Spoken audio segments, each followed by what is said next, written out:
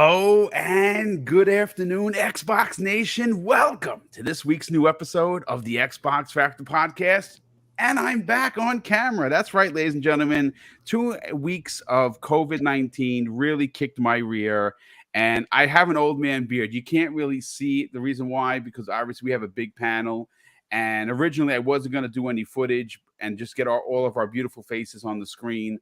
And I might do that at some point, but yeah, I'm back on camera. I'm feeling a lot better. Mrs. Boom and I we're still on the struggle bus a little bit, but we will get there eventually, folks. We have an unbelievable show for you today. We're going to be talking about breaking news. Phil Spencer is a gamer and he wants to play God of War. Shocking, but apparently it was shocking so much that IGN wanted to write an article about it, make a big deal over it, which is embarrassing and typical IGN at their finest. Then we're going to break down some of the big numbers coming out of the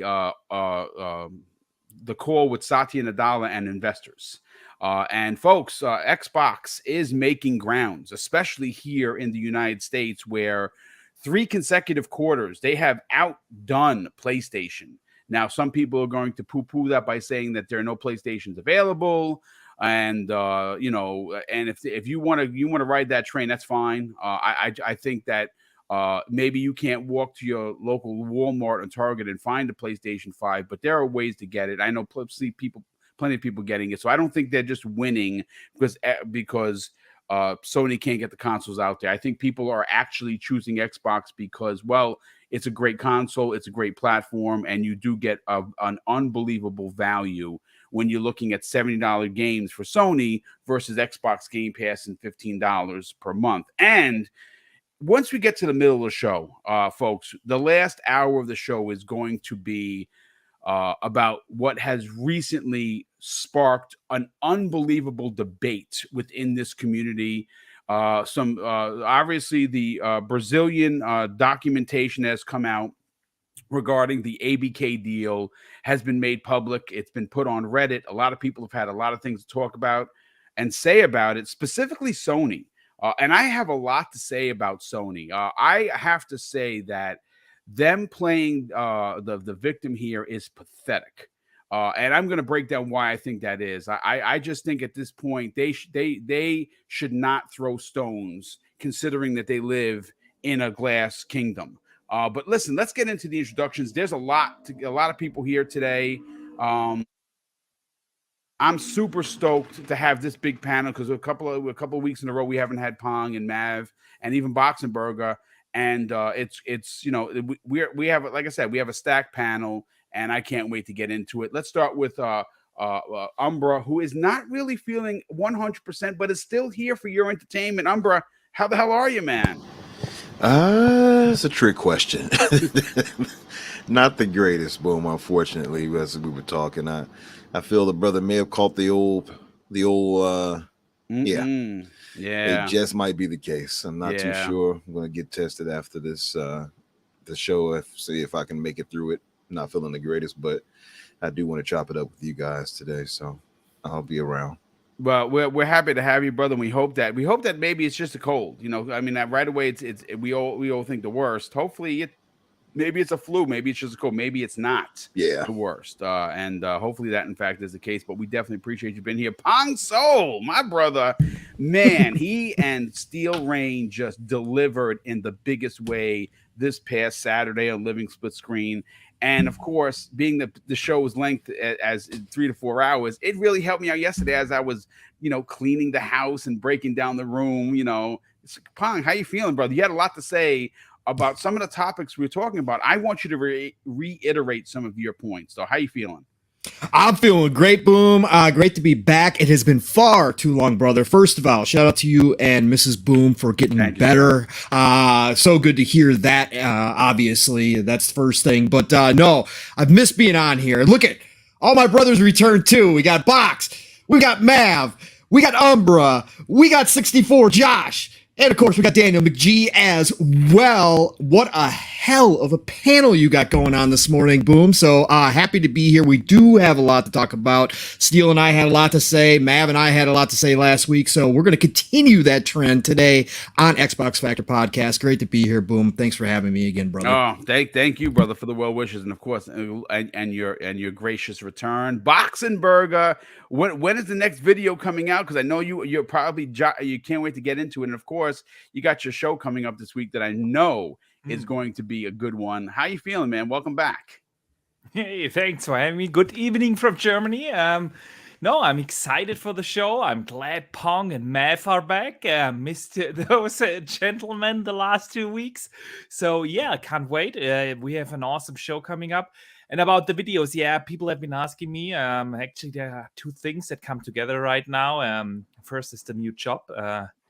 Taking up way more time to get adjusted to that than I thought it would. And the other thing is, there's really not enough news. I don't get into the console wars, so I'm not doing the usual Sony hates Sony hates Xbox videos or so. And other than that, we don't have any news. So yeah, I'm just waiting for something I'm actually excited about to make a video about, and I hope that this will happen soon. I have a feeling because we have game show season starting up again.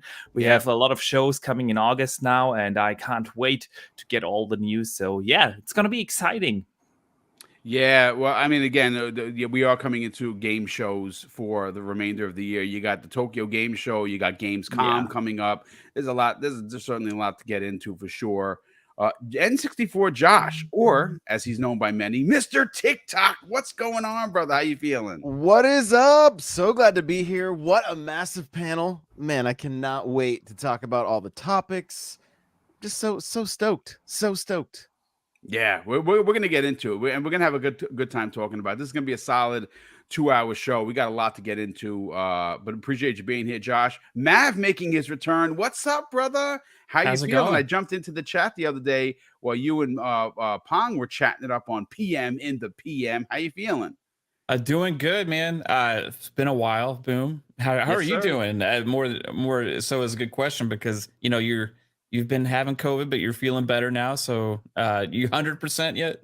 Nah, not even close. Not yet. I'm probably cooking at 80%. Mrs. Boom is probably around the same thing. Poor Mrs. Boom lost her sense of smell and taste. It came back, and then she lost it again. So the doctor assures us that it's going to come back. It's just annoying. Well, I'm glad to be back, Pong. Boom. Sorry, I got Pong in my mind because I was just messaging him a second ago. But yeah, man, I'm looking forward to the show. You got the whole group here, man. This is absolutely amazing. It's good to talk to Boxenberger again, Josh, Daniel, Umbra, everybody, and Pong. But yeah, we're gonna have some fun, guys. This is gonna be a fun show. Hey, listen, Daniel McGee, brother, welcome back, man. Hopefully you're doing well, and I know you're gonna have a lot to say about this. How you feeling? Feeling good. We got some good topics today. I think it's gonna be a fun show. Yeah, it certainly is. And listen, let's get right into it. Let's rip the Band-Aid straight off, folks. I want to get into a topic that Pong, and I'm going to go you first on this because you had a lot to say on Saturday with Steel Rain on Living Split Screen regarding Phil Spencer. Obviously, Phil Spencer is obviously the head of Microsoft Gaming. When they announced the Activision Blizzard deal, he was given this new position where he is going to be running all of these studios, atop the tower of Ed Redmond, and we know that it's in good hands. But one of the things that we have to say that many gamers, including myself, love about Phil Spencer, Pong, is the fact that he is one of us. Yes, he's probably making six figures, maybe even more per year. Yes, he is the head of Microsoft Gaming, but at his core, he is a gamer and he plays games. And he's not shy about telling you he does that. He's not shy. He doesn't lock his account behind anyone's eyes. If you want to see what game he's playing, you go to Xbox Live and you can see it. Well, some controversy came out of a tweet that he did, which I, again, found to be ridiculous. And again, you guys touched on it. And I want to touch on it today because it kind of bothered me a bit. Guess what, folks? Breaking news: Phil Spencer wants to play God of War. Well, apparently that's breaking news because IGN, which is notorious for taking shots at Microsoft, it's what they do. They have become, like I said, I think of IGN as like the Inquirer. Like when you're going to pay for your groceries, the rag that's over there that says about, mom bangs alien and 8-head baby comes out. That's IGN to me. And that's what they have become. I used to respect them. I used to, pay the $30 a year to keep the lights on when I was a huge fan of Ryan McCaffrey and that crew over there. And something changed with that publication. I don't know if they got too big for themselves, but they have aligned themselves clearly with Sony. And that's fine. That's who butters their bread. So whatever. But Pong, to go out of their way to write a story about Phil Spencer simply saying publicly that he wants to play God of War was preposterous. I want you to reiterate, if people missed the show on Saturday, what your feelings on it, because you were a bit fired up. Well. We are just back to normal garbage, bullshit, BS, from the journalists, quote unquote journalists of the mainstream video game media. This is why shows like this and all the podcasts are blowing up, because people are sick and tired of this nonsense. If you've got nothing else to write about, then what is well known throughout the industry that Phil Spencer is, as you stated, Boom, a gamer at heart. A gamer. Yes, he so happens to also be the head of one of the biggest publishers in the industry, one of the biggest game companies in the industry, but that does not change the fact that the man enjoys gaming. That's why he's here. We have some in power like Jim Ryan, who I think we can all agree does not look, sound, appear to be a gamer. He even looks goofy wearing a headset, for God's sakes, okay? The man is a businessman. And yes, that's okay too. You can have businessmen in charge, and then they can have people surrounding them that are gamers that understand what it's like to be us on the other side of the screen holding a controller. But Phil happens to be one of those rare breeds that was a gamer from the start. Right. Happened Worked to choose his way up to from intern to head of Microsoft Gaming. CEO of Microsoft Gaming. He just so happens to be a rare breed that happens to be like that. But guess what? It doesn't stop there. Guess what? People who develop games and publish games, a lot of them are actual gamers. And guess what? They don't ascribe to the ideology that there is a plastic god and that whoever they work for is the only games that they can enjoy, right? That's not what it's about to be a gamer. And Phil is through and through that guy. So the simple fact that he comes out and he was responding, let's not forget, this isn't Phil just showed up one day for an interview and said, hey, by the way, I want to talk about my excitement for God of War. That's not what this was. He was responding directly to a tweet that was put out by Xbox, the main official account that was trying to get engagement going. They had the list of questions. It's funny, Pong. I have that right in front of me, and let me put out what the official Xbox Twitter asked. So people are, if you missed it, if your ear's not to the floor, what happened very simply was Xbox put out a tweet, and this was the listing of what they asked in this tweet.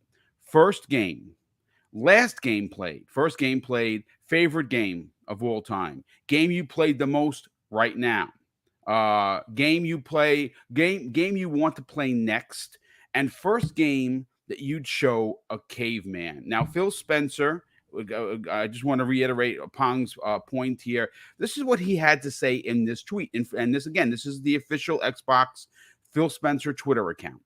He says, first game that he played ever was Pong. The last game that he played was Road 96. His favorite game of all time, and he's talked about this publicly, Robotron 2084, twin stick shooter from way, way back in the days. He said the game that you've playing the most right now, Forza Horizon 5 Hot Wheels. Game you want to play next, God of War Ragnarok. First game you'd show a caveman, he says Lumines. a perfect mix of mechanics, music, style, and replayability. And that is where this IGN and criticism from many others in the industry and many others within the gaming community came from. Pong, please continue. Yeah. So instead of celebrating that somebody that high up has not lost the passion for gaming, instead of celebrating that somebody who is actually running a gaming company understands what it means to be a gamer, not of just one, ecosystem, even though some people have to due to budgets or whatever the case may be, but all of us that are gamers through and through enjoy content from all over the spectrum. And Phil is no different. Instead of celebrating that, they just buy right into the console narrative again, because they know it's going, the console war narrative, I should say, because they're going to go ahead and get clicks out of this. Again, this is what's happened to journalism, quote unquote, these days. It's no longer about writing interesting articles or maybe finding something that, maybe calling Phil up and saying, hey, Phil, what are you excited about God of War? What you got coming up? None of that garbage. We're just going to run with a Twitter response that he made because, oh my God, my CEO of Microsoft Gaming wants to play a PlayStation game. Oh my God, a PlayStation game that so happens to be what a lot of people, no matter what they mainly play on, consider to be one of the best games. It's going to be a follow-up to one of the best games of last generation in God of War 2018. A reboot of an already successful franchise. Oh my God, Phil Spencer wants to play the follow-up. They didn't write this. They didn't write a article or even put out a statement when Cory Barlog came out earlier and talked about how he was excited for Starfield. Yep. They didn't do that. And again, I know Cory Barlog's not on the same level company-wise as Phil Spencer is, but Cory Barlog's a big name in this industry. They didn't make any tweets about that. This is garbage. And again, it's not just IGN. There was more articles written about this. There was gamers within this community on both sides holding spaces, for God's sakes, asking if this is okay that Phil Spencer comes out and says, that he's excited to play a game. They did. And you know something, Pong? Umbra, I just want to jump in for a second because, listen, the Xbox community is not abolished from this. There were several people in there that started spaces. How dare Phil Spencer go and say he wants to play God of War? Maybe he should get his own ship in order and release a first-party game. Like, are you freaking kidding me? They sure did, unfortunately. I was just going to say the thing that I heard that just shocked me, though. Yeah. Pong said that there is no plastic God. You telling me plastic Jesus doesn't exist on the PS5, Pong? No, sir. No, Apparently sir. not. No, not definitely I'm not. devastated right now. I just want you to know that I'm gonna take a knee. I feel like you just revealed to the world that Santa doesn't exist or something. Yeah, Next thing you know, you'll be telling me that. I know, right? This is shocking news. Again, this is on the same level as finding out that Santa Claus isn't real, finding out that Phil Spencer wants to play another game on a competing console. Oh my God, heaven forbid. Could you imagine what IGN would have said if like Starfield was still slated for this year and he said that? Yeah. Oh, good God, man. I saw somebody, by the way, somebody said that, by the way. They said, it would have been Starfield if it was most anticipated if it came out this year. Yeah, I mean, this stuff's ridiculous, right? I mean, it is. It's out of control. It's ridiculous. But shout out, like you said, Boom, to other people jumped on this. Shout out to In Exile, who has one of the best social media managers out great, there. Man. They are really good. They came out and made an extremely sarcastic tweet of basically saying, shocking news, gamers want to play games after this. And then obviously shout out to Ed Boon, who also came out and said, I want to play Street Fighter 6. This should not be news. This should not be spaces worthy. This should not even be debatable. This should be celebrated. The fact that we can hop on our Xboxes at almost any given time, and you can go through your friends list. If you friended Phil and you can see him actually playing games, and that's that should be just, oh my God, this is so great that we have somebody like this in charge of one of the most powerful gaming companies in the world. Again, there's nothing wrong with being a simple businessman like Jim Ryan. Nothing wrong with that. That's a big part of things as well. Right. But the fact that Phil is that face of Xbox and that he truly is one of us. If everything ended tomorrow, if Xbox folded shop tomorrow, Phil would still be out there playing games because that's who he is. And that is something special. Again, it's a rare breed. So again, this was just ridiculous. But again, it falls right in line with the IGN stuff. This is, again, keep doing your thing, mainstream journalists. Keep doing your thing. You keep pushing people to YouTube. You keep pushing people to us as passionate people who just love the industry for what it is. And we aren't getting paid to write nonsense or to speak nonsense. People keep coming to us for the real talk and the real discussion because of things just like that. It's ridiculous. It's over the top. It's nonsense. It's clickbait. That's all it is at the end of the day. And it's becoming just garbage after garbage article coming out of these sites. And that's where we come in to give you guys real talk. Yeah, and that's good stuff. And as a matter of fact, a small history of Mr. Boomstick, who used to subscribe to all of the mainstream media. And in 2014, they took a turn where they started going against Xbox. Now, again, I own all three consoles, and I'm playing Stray on the PlayStation 5 right now. Does that make me a pony? Does it make me a bot? Because I'm looking forward to jumping back and playing, the Forza DLC. You know, does it make me a Nintendo nerd because I play Animal Crossing every night with the missus? No, I'm a gamer. I like games, but look, let's bring in Boxenberger. This once again proves the arrogance of IGN, and I've said this before, and I kind of wish that Microsoft would hold them accountable for this kind of nonsense, because again, you didn't see anyone writing hit pieces when Cory Barlog said that he wanted to he's super stoked to play Starfield. Right? You didn't see IGN writing a hit piece. No, it's just like, hey, he wants to play Starfield. No one cares. Well, you know what? Why? Because Phil Spencer holds a slightly higher position than him. So what? They're gamers. What are your thoughts on this? Again, it's just this is more rhetoric for IGN, and they just show their hand of being just a publication that is not professional. Yeah, I mean, a lot has already been said. It is ridiculous. It just shows what IGN has become over the last years. It's ridiculous to make this even an actual topic. I haven't seen any articles about Cory Barlog saying he wants to play Starfield, like you said. I have not even seen proper articles about the entire Sony Brazil statement from yesterday. It is just, they pick and choose what they want to write about. Yeah, exactly.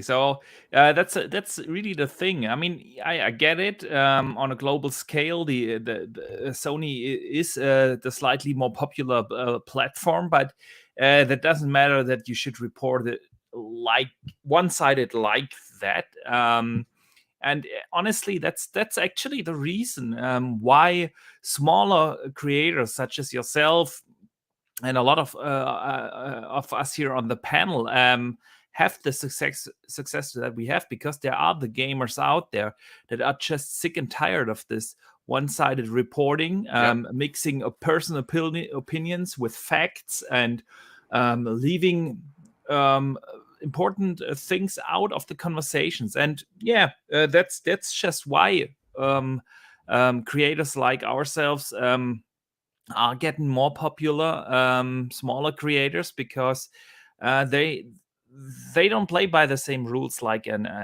these ridiculous outlets like IGN. So I'm on the matter itself, I don't have much to say. It's just sad to see that the biggest gaming outlet there is has become such a thing. So but what else is there to say? No, you've knocked it out of the park. Listen, N64 Josh, with me, I didn't know YouTube really existed the way it exists today. I found that out in 2014. And then after tuning into podcasts, that people were doing, I found my way onto Mooch's show on Crossfire. I spent three years there, or 2 years there, and then I created my own channel. I created my own brand, and it was because of the way the media was one-siding things. So everyone that has said something about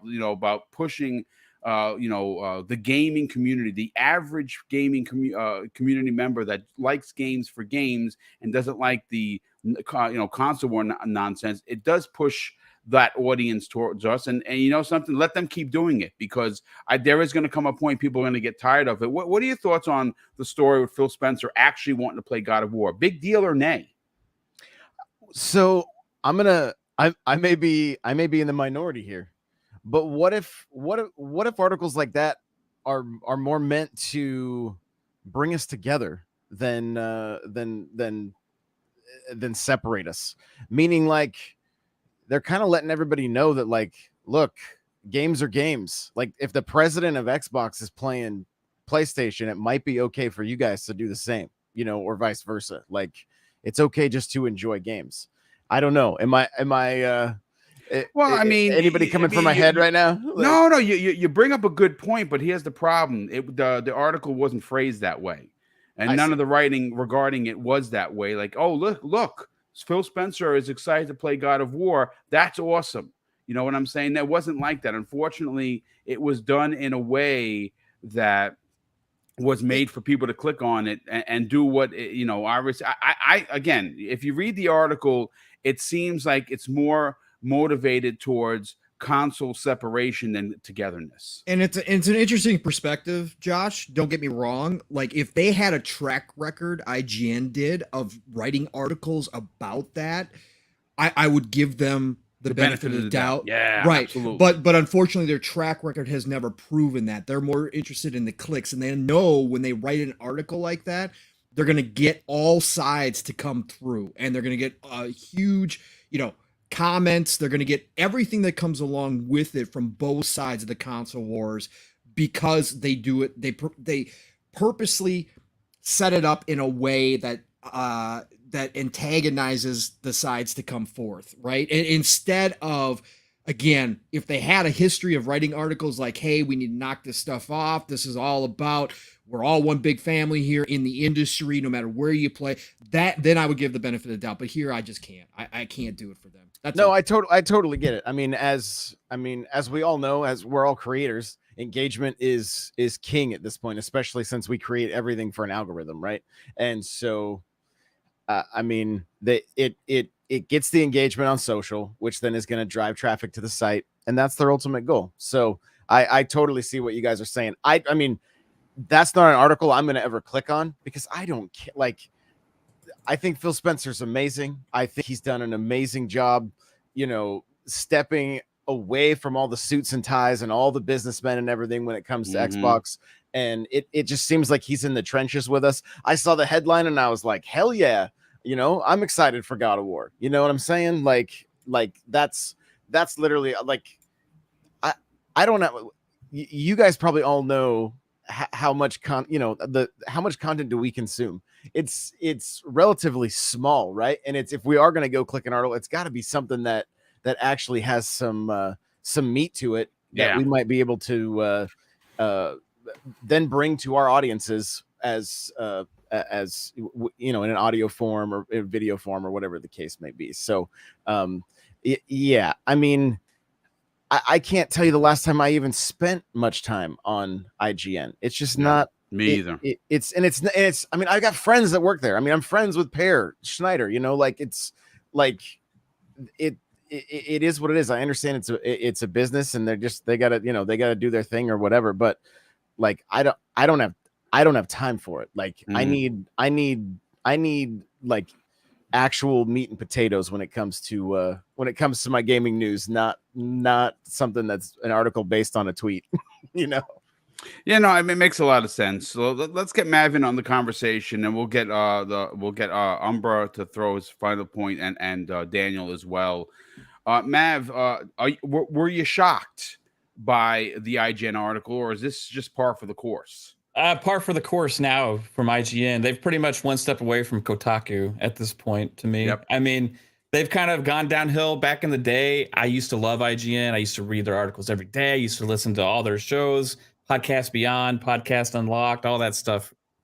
And now it's like the biases and this, especially this last generation, it's like this last generation, the PS4, Xbox One, they realized what was selling, what was working for clicks, right? And they've just gone full on board for that, and they don't know how to leave that alone now. They're so committed to this like certain type of article and clickbait stuff that's the whole direction that they seem that they go by now. I remember, what was it, like a little over a year ago when there was a Xbox event going on, and one of the IGN official accounts in the chat was actually talking crap about the Xbox, and they got caught from that because they didn't realize they forgot to log out. They forgot to switch over to their personal account. Then they came out, and even Dan Stapleton was like, "Oh yeah, we've the people can say what they want to say with our team." And then it's like this generation is not going how I think even a lot of the big time publications thought it was going to, right? And so you see even more biases, like trying to like little take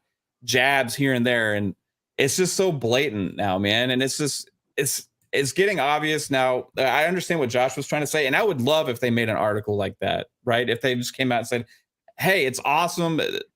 Gaming executive is excited about playing other companies' games," right? But that's not what they do. And instead, they come out with this clickbaity type article insinuating that Phil's more of a fan of PlayStation games than he is of Xbox games, right?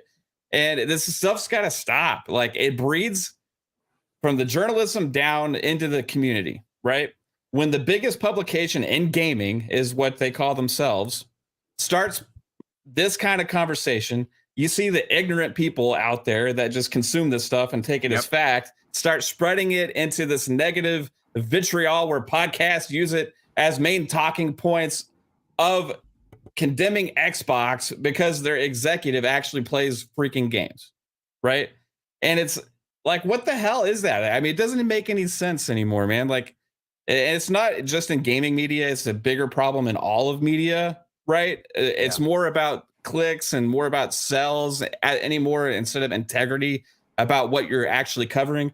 I just miss when people actually cared about the stuff that they were actually talking about, right? So if you actually cared about gaming, and IGN's the biggest gaming publication out there, period, actually celebrate that instead of have stupid ass conversation like headlines about this kind of stuff. And you sit there and you hire people that actually will go on and make articles like this. Like, if I was running a huge publication like that, that'd be like a red flag. No, you're not going to publish this article on our site because this is stupid nonsense. But Kotaku showed that there's a way with that. It doesn't matter. Integrity doesn't matter. Caring about the love of whatever you're covering doesn't matter at all. It's just about clicks. And IGN has gone down that path, and it's a shame. Yeah, well, you can't spell ignorant without IGN, unfortunately. And let's get Daniel's opinion. Daniel, again, not shocking that they did this, but they continue to put the spotlight on Xbox when it comes to negativity, and though it's not shocking, it is annoying, to be honest with you. Like I said, you never see them do a hit piece on Sony. Now, I get Sony butters their bread, but at some point, Microsoft has to look at this and be like, maybe we shouldn't be giving these guys first looks. What are your thoughts? Yeah, I mean, so I kind of agree with Josh, to be honest. I pulled up the article just to be sure. It's one of those articles where it's not even, it doesn't even seem like it's worth having been written. Like, it's not even 200 words. It doesn't really say anything of any value or interest. I think even it's one of those things where the person who wrote the body of the article is most likely not the person who wrote the headline, because the headlines are usually decided on by a secondary person who just picks something that's going to get the most clicks. And I mean, that's going to get the clicks, is saying that Xbox's top guy wants to play a PlayStation exclusive. But the actual body of the article doesn't really say anything like offensive or hateful or anything. It's literally just, hey, you said you wanted to play this game, and then there's like a thing where they talk about a Twitter interaction that Phil Spencer had with Cory Barlog at one point, where like they were being friendly. So like honestly, I don't have any problem with the article in and of itself, but yeah, like you said, this is like an executive or a high-ranking person at a video game company saying that they wanted to play another person's, like another developers or console manufacturers video games. Like, that's not a new thing. I remember Shuhei was really excited to play Forza Horizon. I'm sure there's other examples. That's just the one that comes to mind. And I don't know if they wrote an article about that. I couldn't find it just now when I was looking for it. That's the point I was going to make, by the way. I'm glad to have stolen from you.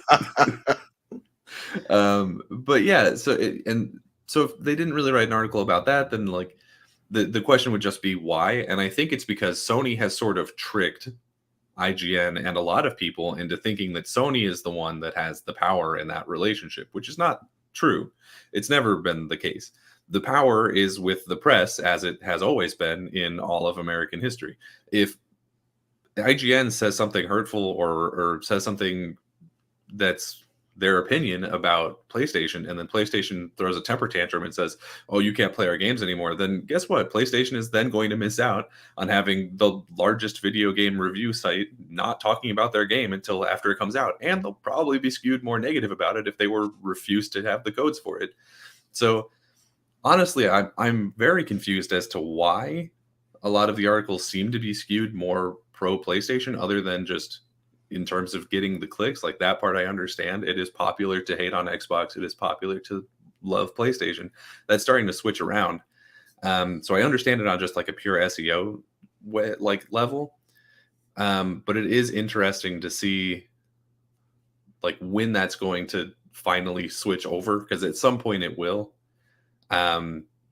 It's just, I don't know. It just seems like it's business decisions being made by somebody above the person who's actually writing the article that just don't necessarily connect with what that person is actually saying. Yeah. Journalism shouldn't be based on search engine optimization, right? I agree, 100%. Like, it should be based on facts. BS. Like that's like the primary goal. And you can tell with the articles, right? Because the article is basically, the purpose of it is for the headline, and then they barely put anything in some of the articles, right? So you'll have this like eye-catching article name, a headline, and it gets posted all over the social media and everything and stuff. Yeah. And then the main body is like 2 sentences, you know what I mean? Of like just random stupid stuff that doesn't even need to exist, right? This is one of those cases. It's just, I think that's why it tells you. Yeah, that's the problem with most of these bigger publications these days, that they stop doing actual journalism, investigative journalism. They just start to report on the news. That's how it all started a couple of years ago. And from there on out, obviously, search engine optimization needs clickbait articles, and the actual content is really not important. It's all Google's fault.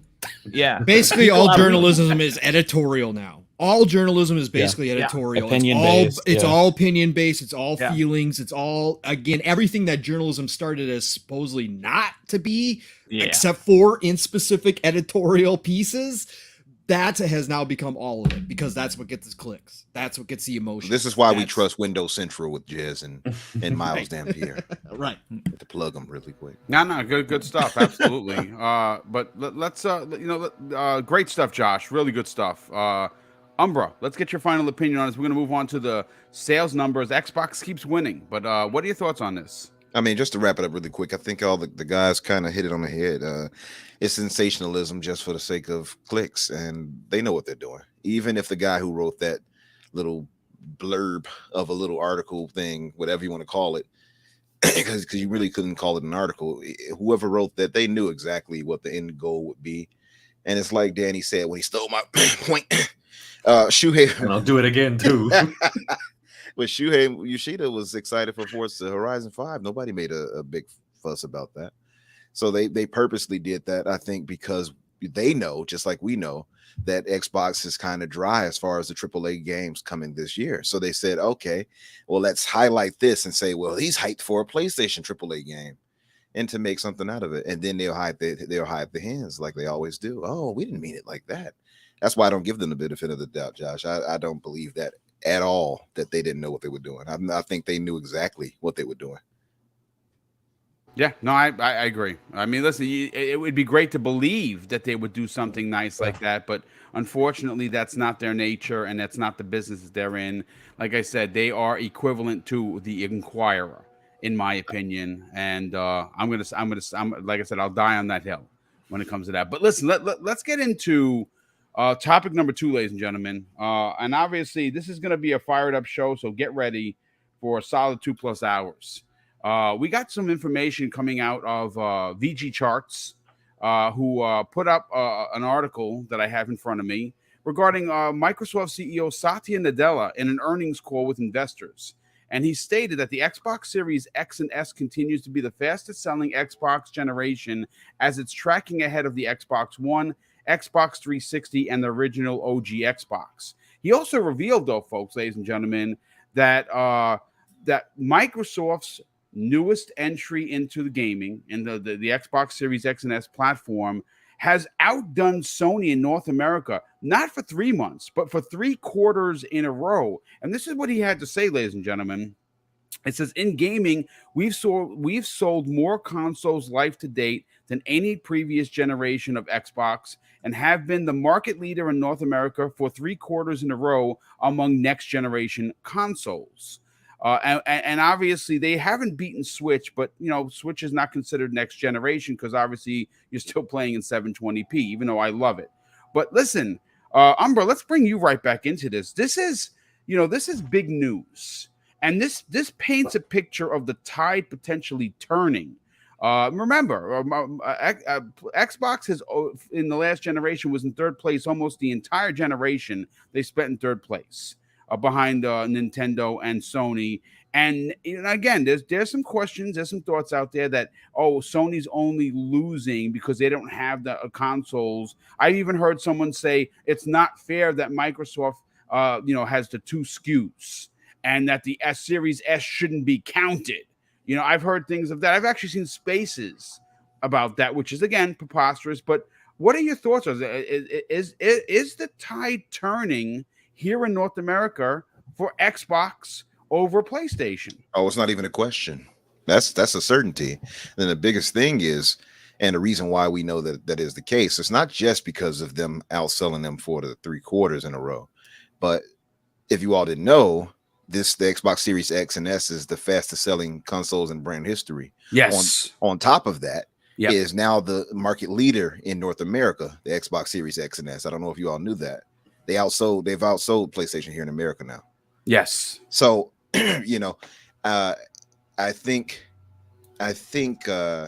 or at least for the 3 quarters. So the biggest thing I think is, and this is without, by the way, any major AAA titles to speak of. So I think the tide is clearly turning. I think the message is getting out there for people to understand. And that's it goes back to the whole argument of the $70 game plus or versus subscription, I think.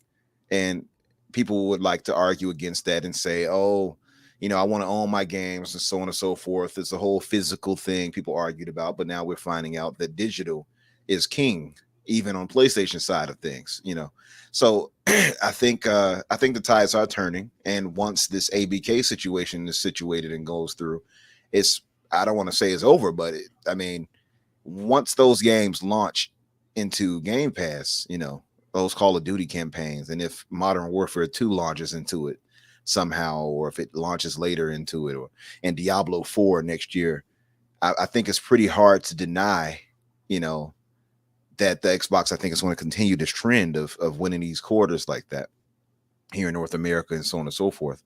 I think the tide is turning for sure. And you see the positivity even sometimes in articles. I know they hate to do it, but they have to give Xbox its due credit. They have to say, hey, well, Microsoft did this, Microsoft did that. They can't spin this negatively as much as they would want to, I think.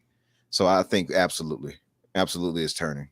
Yeah, and I absolutely agree. Let's bring in Daniel. Daniel, this is great news for Xbox. Now, again, all you have to do is look at last gen, and they got curb stomped. Microsoft as going up against Sony. It was 2-1, and in places like in the UK and the EU, it was 7-1. But Microsoft has figured out a way to not only bring value to the console, but it has also found a way to have two SKUs of affordability. You want the big boy at 500, it's there for you. You want the little man at the Series S, it was 300. I've seen it as low as 239 in some places. There's a good shot that this thing gets dropped down to 250 during Black Friday, maybe even lower. Is this a sign that the times of Sony dominating without any competition or question regarding Xbox is changing? I mean, yeah, I think that's pretty much undeniable at this point. Xbox has, like Umbra said, has been winning, at least in the North American market, for 3 quarters in a row, which, if any of you watching don't know, that's 9 months. It's that's the 9 months, majority yes, of the time that the current generation of consoles has been out, which is really impressive. And then, you continue to hear stories about Xbox managing to outsell PlayStation even over in Japan, which is, I mean, pretty much unheard of. Like, I don't think anyone would have guessed that would happen as consistently as it's been happening before the start of this generation. So it's really impressive to see this happening, especially when you consider that the last quarter to 2 quarters of that, they haven't put out like any first party content, meaning that they've been doing this almost entirely off the back of the concept of Game Pass and the availability of their consoles, right? It's that thing where people, like you rightfully said, people want to sort of separate the Series X from the Series S, but the fact of the matter is the Series S is probably by and large the reason why Xbox is doing so well, because it's so easy for people to buy like a Series X for themselves and then buy an S for their kids, or buy an S for their secondary TV, maybe their bedroom or whatever. The S is apparently a large portion of why they're doing so well in Japan, because they love that. They love the little man, there's no way around it, right? I think that they've just really built up this impressive combination of tools between the most powerful console, the least expensive console, and then this really great service in Game Pass that, I mean, especially once they get their studios actually consistently putting out games, which is a topic that we've talked a lot about. I think we're going to be in a complete changeover from last generation, where it's going to very quickly become a situation where Xbox is the dominant force. I mean, it already is here in North America. Indeed, and once again, rock solid points. I know. I'm just looking at the chat. The guy Counter-Strike is obviously a troll. He finds his way. He's been coming to the show for a bit. I don't understand why. Obviously, he's an anti-Xbox dude. If you like that Sony that much, here, brother, I hear you. But the constant back and forth with the people in the chat and the throwing digs. Look, here's the thing, my friend. We don't want that here, and I don't want that click or view. If you want to be a D-bag, then you continue to do that. I've timed you out for 5 minutes. You come back and you continue the same nonsense, I'm just going to block you. I don't have time for that. And we have nearly 500 people here. No one here on the Xbox side of things is throwing digs at Sony or going out of their way. I mean, like, he made a comment that when we were talking about Phil Spencer wants to play, God of War, and Cory Barlog wants to play Starfield. Instead of celebrating that, what does he do? Oh, Cory Barlog was going to play on his PC, not on an Xbox. Like, that's, come on. We don't want that here. So just continue it, and I'm just blocking you. That's straight up, because I don't. No one has time for that kind of stuff. Are you 5? Are you on the playground? Are you going na to the kid next door? I don't know, but we don't want that here. Anyway, let's continue. Josh, this is great news for Xbox. And like I say it's great news because, like I said, all you have to do is look at how dominant PlayStation was last gen. In some cases, like I said, here in North America, 2-1. when you talk about consoles sold. Worldwide, 2-1. It could even be 2.5-1. But Microsoft has done a lot of things differently, a lot of small things to make these great strides. Is this something to get excited about if you're watching the balls and strikes of the industry? It absolutely is something to get excited about. I mean, when all of these companies are healthy, we win, right? And if we didn't have to deal with the current state of the world, gaming would be a completely different, like, it would look completely different right now. We probably wouldn't have all of these chip shortages. Yep. We would have games not being delayed as much as possible, and we'd have more people spending time gaming and having a good time than having to go at each other's throats over what their favorite plastic box is, you know? So it's great that Xbox is dominating and doing so well, because it means it pushes Sony to try other things. It pushes Nintendo to try other things. And I know Nintendo kind of plays to the beat of their own drum, and they just kind of do their thing on their little outdated tablet, but they're still crushing it, right? And for like 40 something months of MPD, it's ridiculous. Yeah. And so, I mean, that's great watching them do their own thing. It frustrates me to no end that we can't, I don't believe we get to accurately see where either Sony or Microsoft are at right now, because of, you can't even, I mean, yes, you can, if you really like, you know, follow Wario 64, or, you know, you stay on top of your Twitter accounts and stuff, you may be able to get yourself the console that you want. But I wonder what everything would look like right now if everybody was able to get the console they want to play the games they want. And we don't really know. And it's a frustrating thing for me, because I wish we were just spending more time gaming and less time having to talk about it, if that makes sense. No. That's and you're right.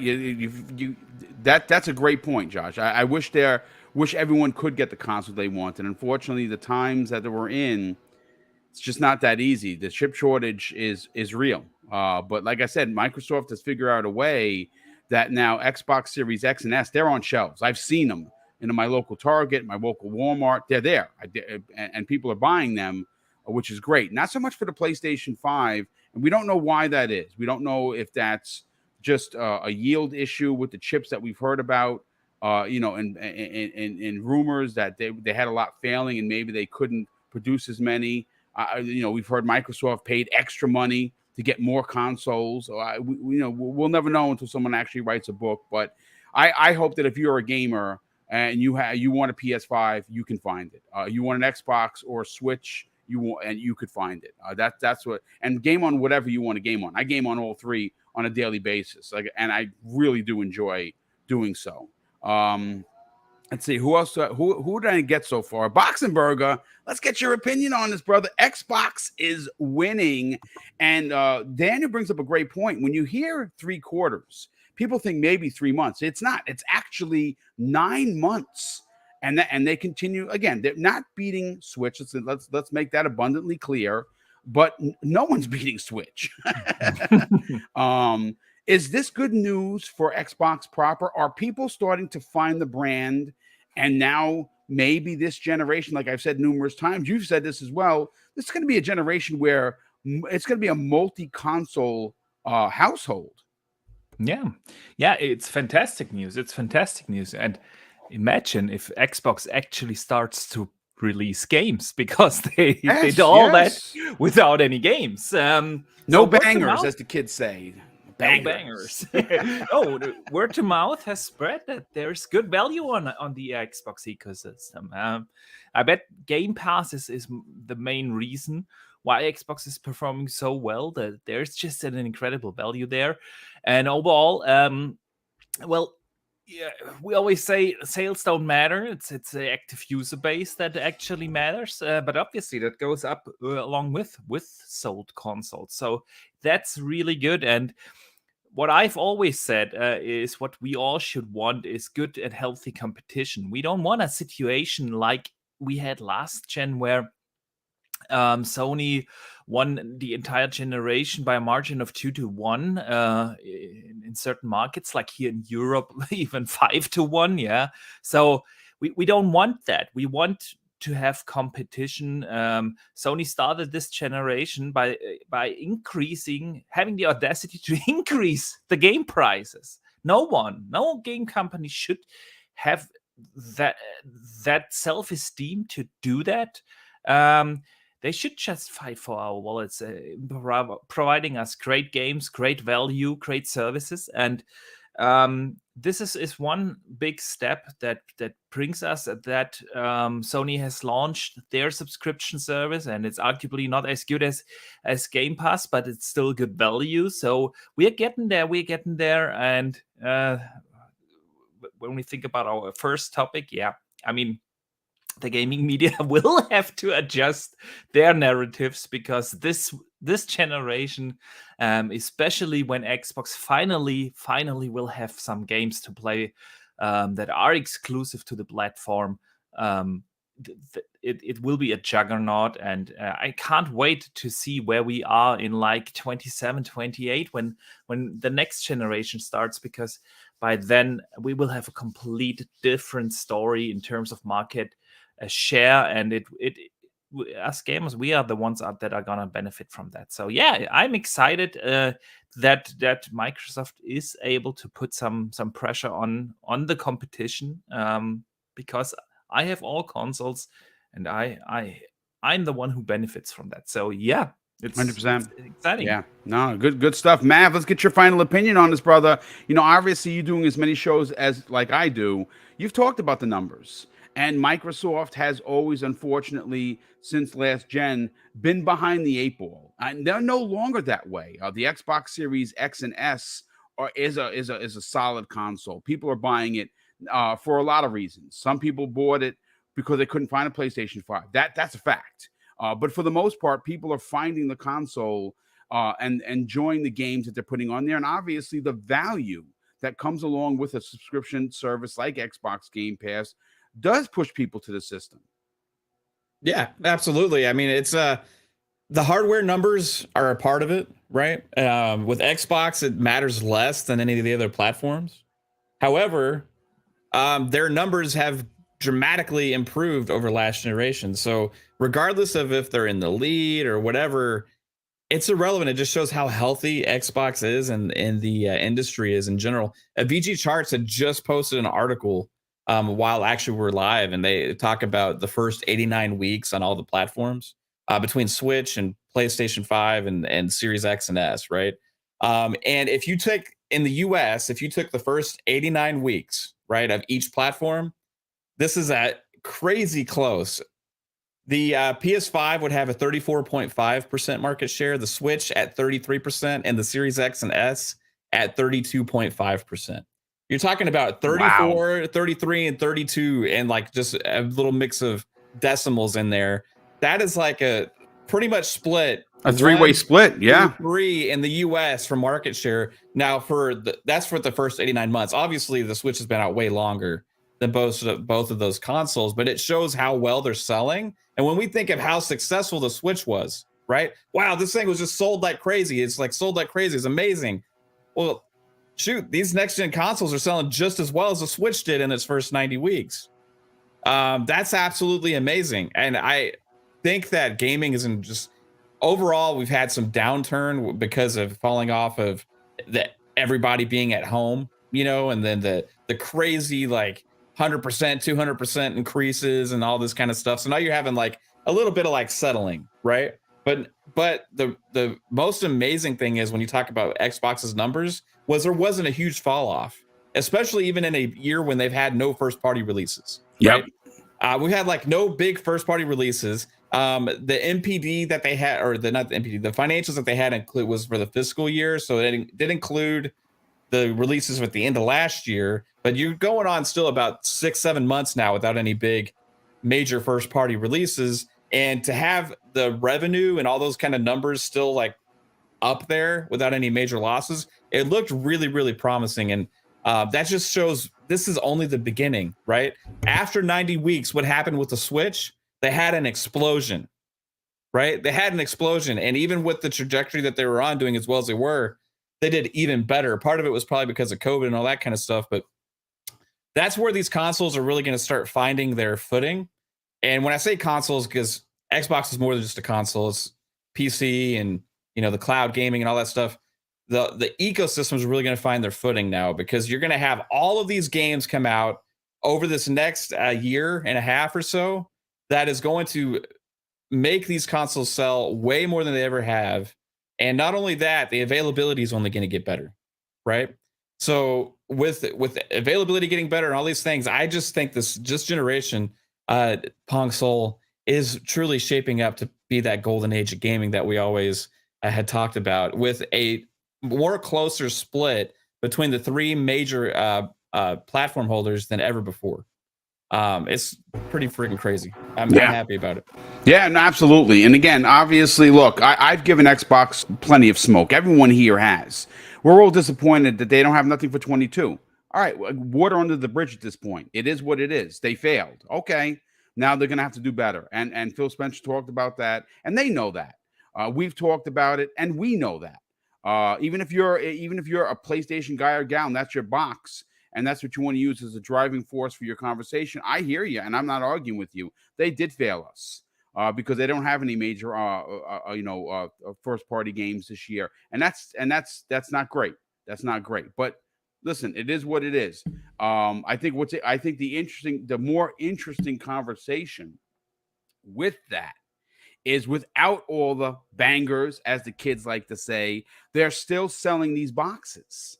They're still leading over PlayStation, right? I mean, PlayStation has had two big bombs come out at the beginning of the year in Horizon and Gran Turismo. They have two big bombs at the back end of the year. Great year, great bookend year for PlayStation.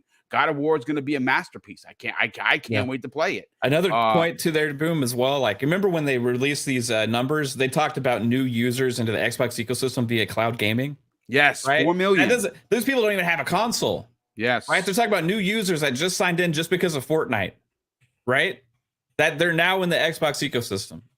So, like, that's why Xbox is more than just console numbers, but their console numbers are still doing amazing. And I wish there was a way to quantify it more than just those hardware trackers sales, right? And like, I wish they were more transparent with subscription numbers, because you've seen those like bogus PlayStation like subscription numbers out there. Oh, they're leading with subscriptions at 47 million, which is like doesn't include like PS Plus Extra, separating that and all these kind of things, right? There's no transparency over like subscriptions and all that kind of ecosystem, right? Which is really more important than even the hardware.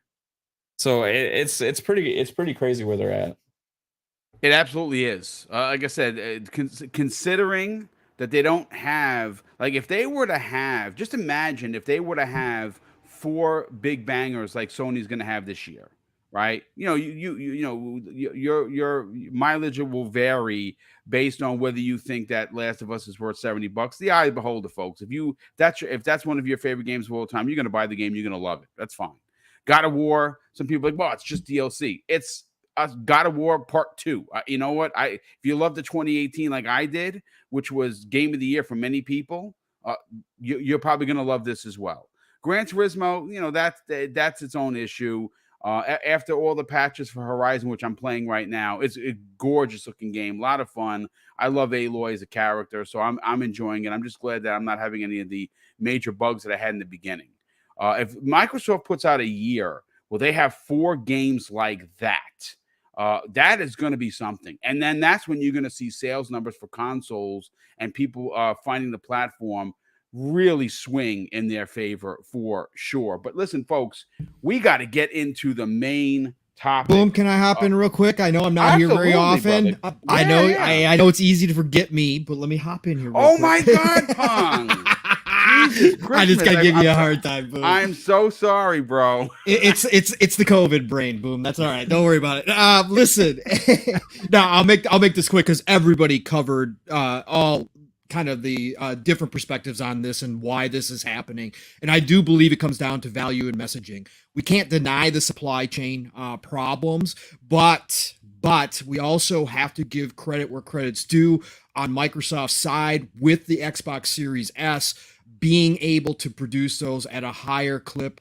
2-to-1 for every Xbox Series X has also put them in a position of advantage. Not only did they come into this generation thinking about price point with the Series S, but they also came in thinking about the production side of things, knowing full well, not knowing that what happened in the world was going to happen, obviously, but knowing full well that they were going to have a console that they could mass produce. And they probably were thinking down the line to a point where they get to that 199 mark. That's the magic mark. And they knew they were going to produce high volumes of the Series S when they finally hit that point. But listen, value and messaging has been a huge part of this generation. Now, we've seen some hits and misses, but more hits from Microsoft and Xbox this gen than we did all of last gen combined. And we're only 2 years in, coming up in 2 years in on this generation. They've done a masterful job of turning this ship around. Obviously, Game Pass being the driving force, along with xCloud, along with accessibility, no matter where you're playing. All of that has gone into play to these numbers here. But also now, with the value side of things, again, this is not something they knew was going to happen, but they've positioned themselves perfectly. When we're talking about a worldwide recession going on right now, that value goes up even more because when a lot of younger people in this community have not experienced something like this happening as adults. Let me tell you, as somebody who's been through a few of these now in my lifetime, I understand what this means. The first thing that goes out the window is hobbies and entertainment. Yes, entertainment for sure. Yep. When you're tightening the belt, when your grocery bill is nearly doubling on a monthly basis, when everything is costing more, you're going to toss out the stuff that you need the least. And that first and foremost is entertainment. You can always sacrifice entertainment or find something else to do. Now, with where Xbox and Microsoft have positioned themselves, that value proposition goes through the roof because now people are used to subscription services, and you're going to look at those subscription services on a monthly basis and you're going to try to budget and say, what don't I need anymore? So when you're over on the Sony side, and yes, they now have their subscription service and we see them starting to, come along here. We've seen some things that show that they're going to try to beef that up and they're going to do what they can. But when you're talking about a $70 single player game over on Sony side, or you're talking about having access, yes, admittedly, this year without any first party AAA games coming out of Microsoft. But when you look at that service and you say, I have access to nearly 400 titles, and this isn't just old library stuff, which again, on Sony side is very impressive. I mean, their library is cannot be denied as to what that means. But when you see what Xbox is doing with Game Pass, with newer titles, from indies to AAA games, and maybe they're not the brand new stuff, but we get some of those as well. But you're talking about within the past 3 to 5 years type titles that maybe you never got to experience, but now you're tightening your belt and you're saying, okay, well, I've already got a backlog, but I can continue this service for $10 or $15 a month, depending on what level. It's a lot easier pill to swallow during a budget time than saying, hey, I'm going to buy one game for $70. Yes, I'll probably be able to trade that game in, get some of my money back or sell it online, whatever the case may be. But still, that value over on the Xbox side is too great to be denied. And we're going to start to see that even more and more as we start getting deeper into this recession period. Hopefully it doesn't last a long time. We all hope that. But signs are that we're going to be in this for a while and things could get even a little bit harder. So that's where Microsoft and Xbox have positioned themselves to be in the best, most advantageous setup for this kind of time frame. Again, they didn't know this. They didn't have the crystal ball. Nobody predicted all of this happening. But now that it's here, they are going to push that even further. And that's where they're really going to see their success start booming even further. As Matt talked about, after we get past week 89 into 90, that's when you're going to see things really ramp up even more. Yeah, no, I absolutely agree. Good stuff, man. I apologize once again for skipping out on good old Pong. It's okay, but let's move to a topic that is going to be fiery, folks. This is what you've been waiting for. Obviously, the biggest talk of 2022 was and continues to be the ABK deal, the Activision Blizzard King deal, that is expected to close by year's end. And we're now getting dates of when a lot of places outside of the Americas are going to be giving their final decision whether or not they have an issue with it. And it's looking like it's going to be the first week of September. So if all goes according to Hoyle, this deal could potentially be wrapped up or at least signed and ink dried by maybe the end of October, potentially early November. And, again, the original forecast was summer of next year, right? That's when they said by the end of their fiscal year 2023, which would be, of course, in June 30th of next year. And one of the things that came out that sparked an unbelievable amount of debate this past weekend was something that popped up on Reset Era. And apparently there was a lot of information put up regarding the Brazilian government and their questions to third-party partners like Ubisoft and Amazon and Google and Sony specifically. And this is where we're going to have a big conversation, because if you look at the documentation that has been transcribed, most of the other third-party publishers and businesses don't have a problem with this deal. But the only one that seemed to have a problem and voiced their concern regarding this acquisition by Microsoft was Sony. Not surprising. And according to an article I have in front of me, it's from VGC. It was posted by Andy Robinson. If you don't know who he is the guy that runs VGC. He says this in the title article: Sony says it believes Xbox owning Call of Duty could influence users' console choice. And this comes way of regulatory documents that will reveal that PlayStation's firm thoughts on the Activision Blizzard acquisition. And it also says that Sony continues and says Sony believes Call of Duty could inspire users to switch to Xbox following Microsoft's proposed acquisition of Activision Blizzard, and they find it incredibly concerning. We also I have a bunch of quotes here that's pretty interesting. Jay Wood 2010 of Twitter, who has a monster YouTube channel, posted this yesterday, and I want to read it verbatim. It says, Sony tells regulators that they can't make a AAA franchise to rival Call of Duty, and that it would take years for Sony to rival Xbox Game Pass at current pace. He also continues and says, this is just after they acquired Bungie, Destiny, and launched PlayStation Plus Extra/Premium. And he finishes it off with says, Sony seems afraid. Now, we also have another quote from Andrea Piccinini. And she actually had something that was she posted something pretty interesting on her Twitter account where it says this is funny.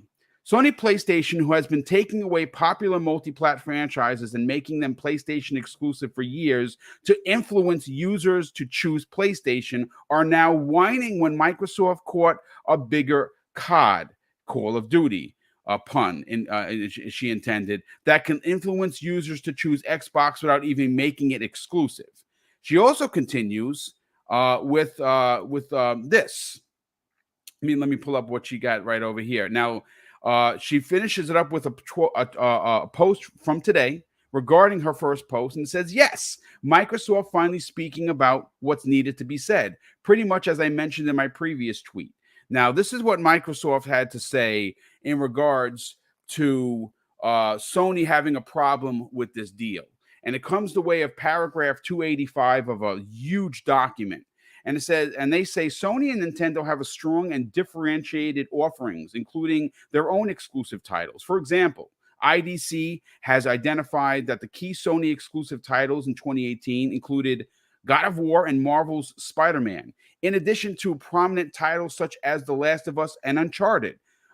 These titles partly reflect Sony's vertical integration. For example, Sony's film Sony Film Studio owns the rights to Spider-Man, but also its broader strategy for obtaining rights that make third-party games exclusive to its console. And they go on to say that in paragraph 205, Microsoft makes mention of Final Fantasy VII, and Sony had that part redacted regarding a note that Microsoft put in there regarding the exclusivity of Final Fantasy VII that was announced for the PlayStation 4 and 5 and Xbox, and has yet to come to the console, even though it was supposed to launch on the Xbox last spring. Now, look, this is where I'm going to get a little salty, folks. And this is where you have to excuse me if I come off as being a bit of a D-bag. I think that it's incredibly hypocritical of Sony to cry about this deal getting done. They have gone out of their way for years to money hat games away from Xbox. The mere fact that they have the audacity to say that Call of Duty would influence someone buying a PlayStation 5 or an Xbox Series X and S is laughable at best. You're telling me that even though the game is not going to be exclusive to Xbox, which Phil Spencer came out immediately and said, he said it. I had a great call with a great conversation with PlayStation. He probably was talking to Jim Ryan, and he didn't specifically say who, but he's probably talking to Jim Ryan. And we expressed that we intend to keep Call of Duty multi-plat. So Sony is concerned that they can't make a game as good as Call of Duty because of how big of Call of Duty actually is. But they go on to say that Call of Duty being in Xbox Game Pass could potentially influence someone to not buy it on PlayStation. Well, here's my question. Why would you want to buy it on PlayStation for $70 when you can turn around and get it on Xbox Game Pass for $15 a month? You know what that's called, Pong? That's called mother effing business. And like I said, I find it hilarious, Pong, that Sony would have, again, the audacity to talk about pushing people towards a particular box when that is everything that their current strategy is pushing people to not play on Xbox because game A, B, C, or D is only available on a PlayStation. And a lot of the times, Pong, it's only the PlayStation. It's not even PC. Those releases come later. What are your thoughts of this ridiculousness that came out of this Brazilian report? Business, Boom. This is just straight business, never personal, right? This is what it's all about. Look, if money hatting games was under review by different bodies across the world, and Microsoft was given an opportunity to speak their mind, they'd be there speaking their mind about what Sony was doing, right? This is just an opportunity for Sony to maybe a chip in a chair, just a chance to maybe go ahead and affect what is going to be one of the largest, if probably the largest, I should say, gaming investment ever made by any company, and it just so happens to be by their main competitor. They're going to do that to protect their interests, okay? They were given an opportunity to speak out on this. Of course they're not going to say everything's hunky-dory and okay with it. So they have spent years of time and resources creating this partnership with Activision Blizzard, where they get the marketing rights for Call of Duty, which has made them hundreds upon hundreds, maybe even billions at this point, of dollars on their side. So of course they want to keep that in place. They don't want their main competitor to now be the one that's handling that franchise, because of course it's going to affect them. We knew this from the beginning, but we've talked about this so long ago when this first started going down earlier this year. We talked about how this was going to affect Sony, and we've seen Sony starting to make moves to try to offset this. Of course, they just acquired Bungie with Destiny. Right? They've done the same thing with Destiny. If they choose to, which I can't believe they haven't already announced it, maybe there's still contracts involved, whatever the case may be, but if they choose to, they can put Destiny on their competing subscription service and make that the home of Destiny. Indeed. Because again, why would people go and buy Destiny at full price and DLC and all the stuff that they do over there at Bungie? Why would they do that when you could just pay a monthly fee and go ahead and play play Destiny to your heart's content over on PlayStation? They did that on purpose. Also to help them create future games as a service, etc., for their new subscription service, PlayStation Plus. So again, this is just a business move. The Brazilian government gave them an opportunity to voice their opinion. Now, is some of this probably a little bit over dramatic? Sure, but what they're trying to do here, and I would do the same thing if I was Jim Ryan. And again, don't forget, I've been on this show and every other show saying if I was Phil Spencer, I'd be cutthroat with Sony. And this is the reason why, because Sony's cutthroat. Sony is, again, as you pointed out, Boom, bought time and time again major franchises, timed exclusivity that all of a sudden turns into permanent exclusivity. So again, why should not Xbox be the same way? So again, if I was Phil, I'd be cutthroat. But given the opportunity here, of course Jim's going to do this. Sony is trying to buy time to adjust to the new game. You know, Jim Ryan took over Sony in what, April 2019, I think it is, if I remember correctly. April 2019. He took over a dominant force from last generation in PlayStation, which he was a major part of. He was brought in to make some tough decisions going forward. Jim Ryan, I give him more credit than even some PlayStation guys give him credit at the end of the day. Again, I don't have to like the guy to understand that he is business savvy. He's a dominant business factor. He's a business guy. His influence on PlayStation in Europe are why they won 7-1. He was unbelievably essential to that domination in that region of the world, Pong. Correct. And to that point, I don't believe, maybe I'm wrong. Again, this is just all pure speculation town here, folks. We live here because we're not on the inside, so we don't get this knowledge. But from the outside looking in, there's no way Jim didn't see the future with what was going on. Now, could they have downplayed it internally at Sony? Could the Sony board have been looking over what Phil had started to do over at Xbox back in 2018, 2017, and started to see Game Pass and dismissed Game Pass as not viable and thinking that Xbox was desperate and that there was no way they were going to make that work as a subscription service? Absolutely, they could have done that. But again, it doesn't matter. Xbox started preparing for the future back then. They decided back then they were going to change the game completely. They were going to take their ball, move it over to a different field, and build a stadium that was no longer capped at about 150 million people and expand that stadium to fill up to 2 billion, 3 billion people. Now, Sony certainly could have been laughing and not prepared for it or thought it might have taken them a lot longer to get to that point. But the fact remains, Jim now knows where this is going. Jim now knows rules have changed. They admitted as such. That's why, to me, this was just straight business reading through this. Them trying to buy more time because Sony was ill prepared to change the game the way that Xbox had already been preparing for. So Jim took over and looked at everything. And again, I've been here, speculation. I think Jim's fighting against the Sony board to prove that this is the new way that they have to do things. So when they say it would take years to get a competing subscription service, I don't doubt that to Jim, that's probably true if he's got to fight against the tides.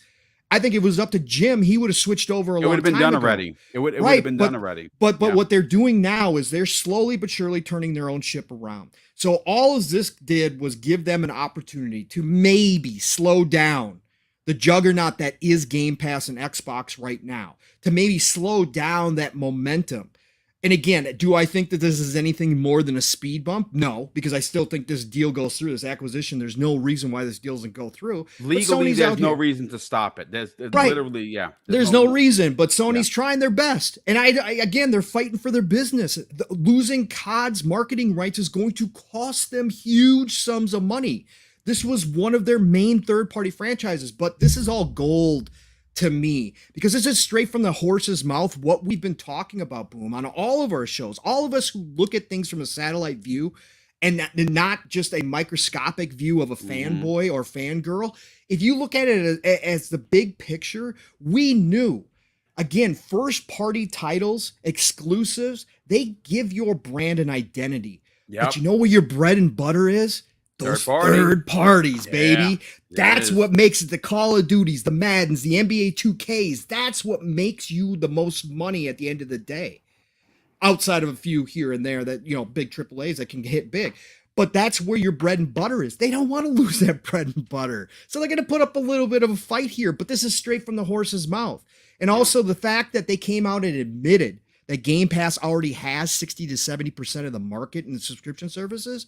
And again, even more in Brazil, as a matter of fact. Even more in Brazil. 80+% of the market is in Brazil, Xbox. And again, that flies in the face of all the narratives that the clown show likes to run with.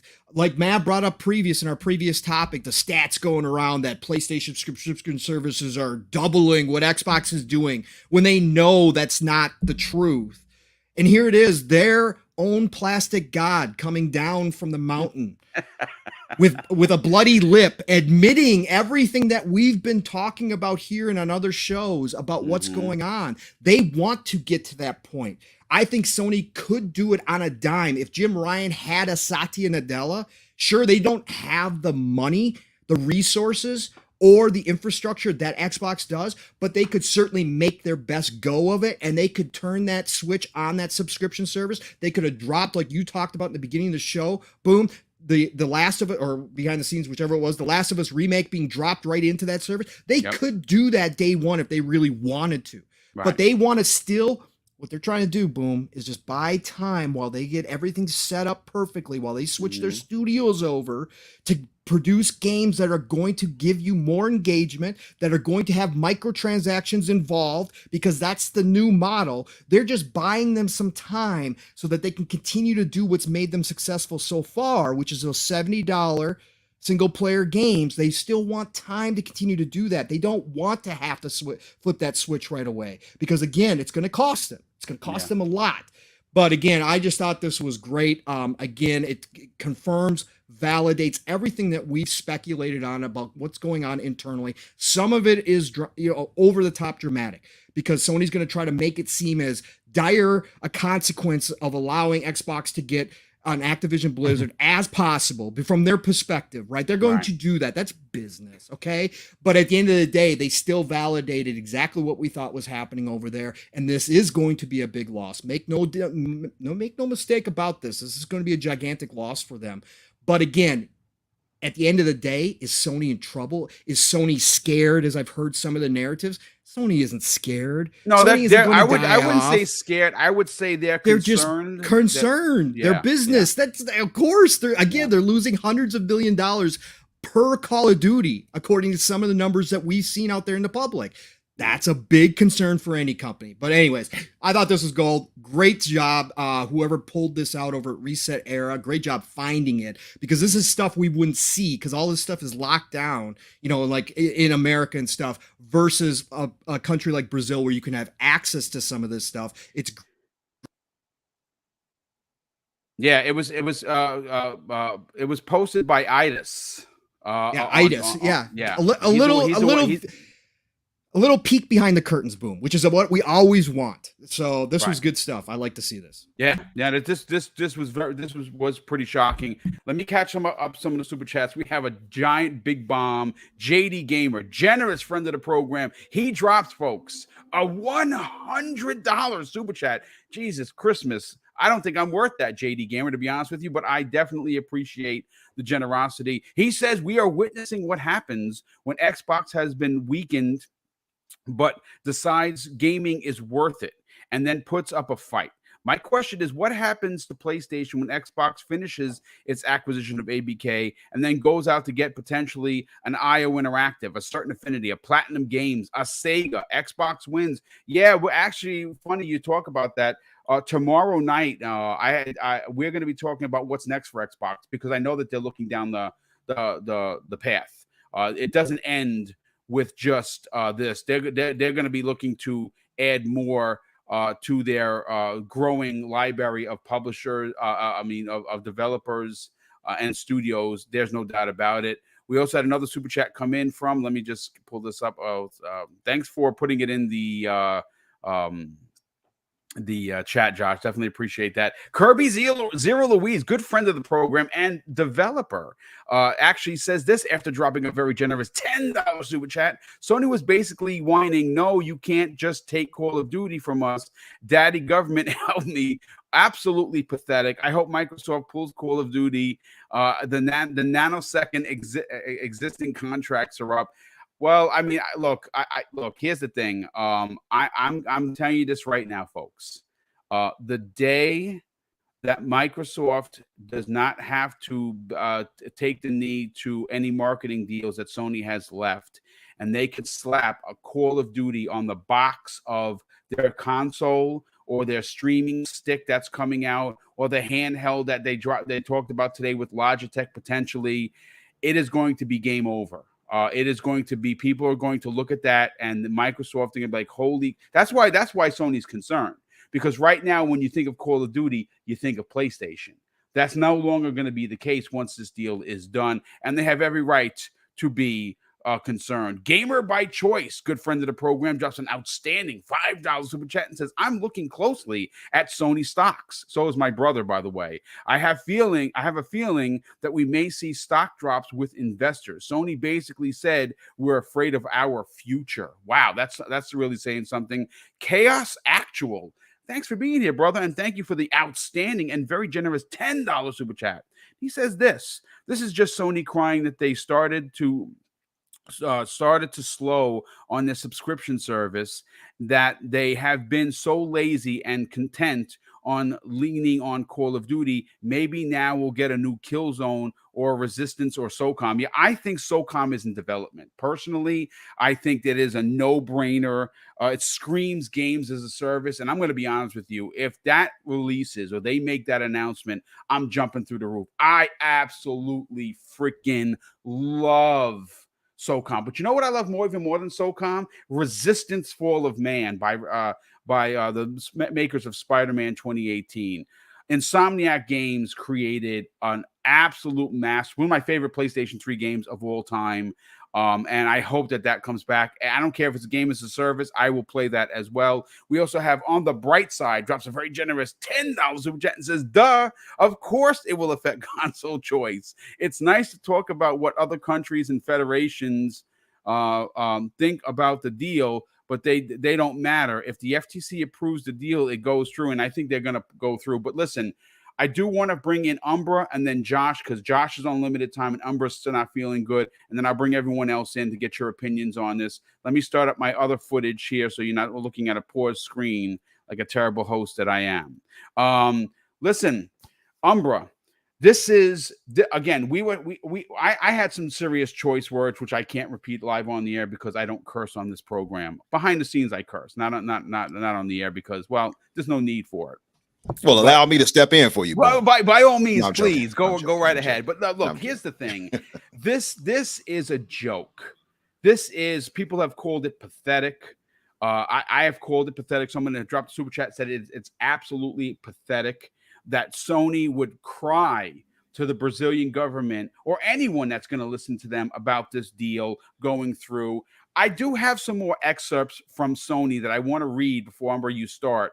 This comes the way of the questionnaire that Sony answered regarding Call of Duty. And they say this: it's an essential game, a blockbuster, a AAA type game that has no rival.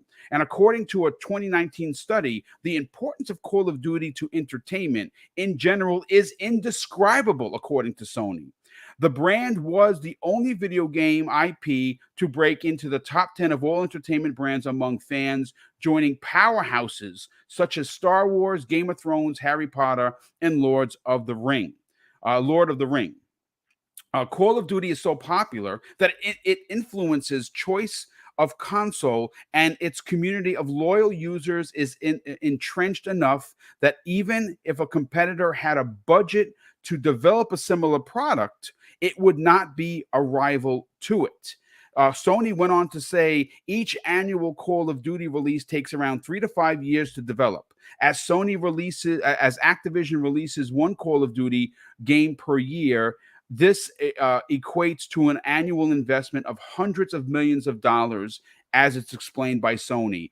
And listen, again, I can understand their point of them having concerns, but Phil Spencer already said that Call of Duty is going to remain multi-plat, and it makes a lot of sense because Microsoft would lose out on a ton of money. But it does not take away from the fact that they are crying when they have done this kind of terror tactics within the gaming industry by money-hatting games for years. What are your thoughts on this, Umbra? No, you hit it on the head. They've been doing this for decades, not even years, just like years under sales. Decades they've been pulling this, and people kind of underscore that. Well, excuse me, they'll write it off, right? Because they're not buying some publisher or whatever, but it's nefarious because I think Jazz even spoke on this before. You don't really notice it, but once you money had these exclusivity for so long, people go to that console. They think that console is the one that gives them that option, and that's what has happened. I mean, now people only see the Xbox, for instance. They had got that reputation as a shooter box, right? I mean, it's clearly turning around now because they have so much diversity on Xbox and so much to offer. But at a point, PlayStation was the place where you had to go to play JRPGs, for instance. And I mean, it still kind of is, right, outside of Nintendo. But so yeah, those things are nefarious, and the same thing with the fighting genre. They did the same thing there with Street Fighter and so on and so forth. It creates that atmosphere to where, and because they're the market leader and they sell they sold so many PS4s, for instance, they could influence. Obviously, clearly it worked as far as the money heading of those things. Yep. They didn't just sell that for nothing. It's not like people were just like, oh, PlayStation. They had the games that Xbox could not get or would not get because they money headed it. People write it off, like I said, compared to Microsoft acquiring studios or publishers, because to them, they try to make Microsoft look like the bad guy, but I don't think it's any worse than them doing money heading. But just to say, yeah, I don't like maybe saying scared, Sony scared. Maybe that's not the proper wording, but they're clearly worried. That much is sure. 100%. Yeah, and it's funny to go kind of get this view behind the scenes. Like you see everybody else, and I think Danny was the one that shared it to us. He was like, check this out.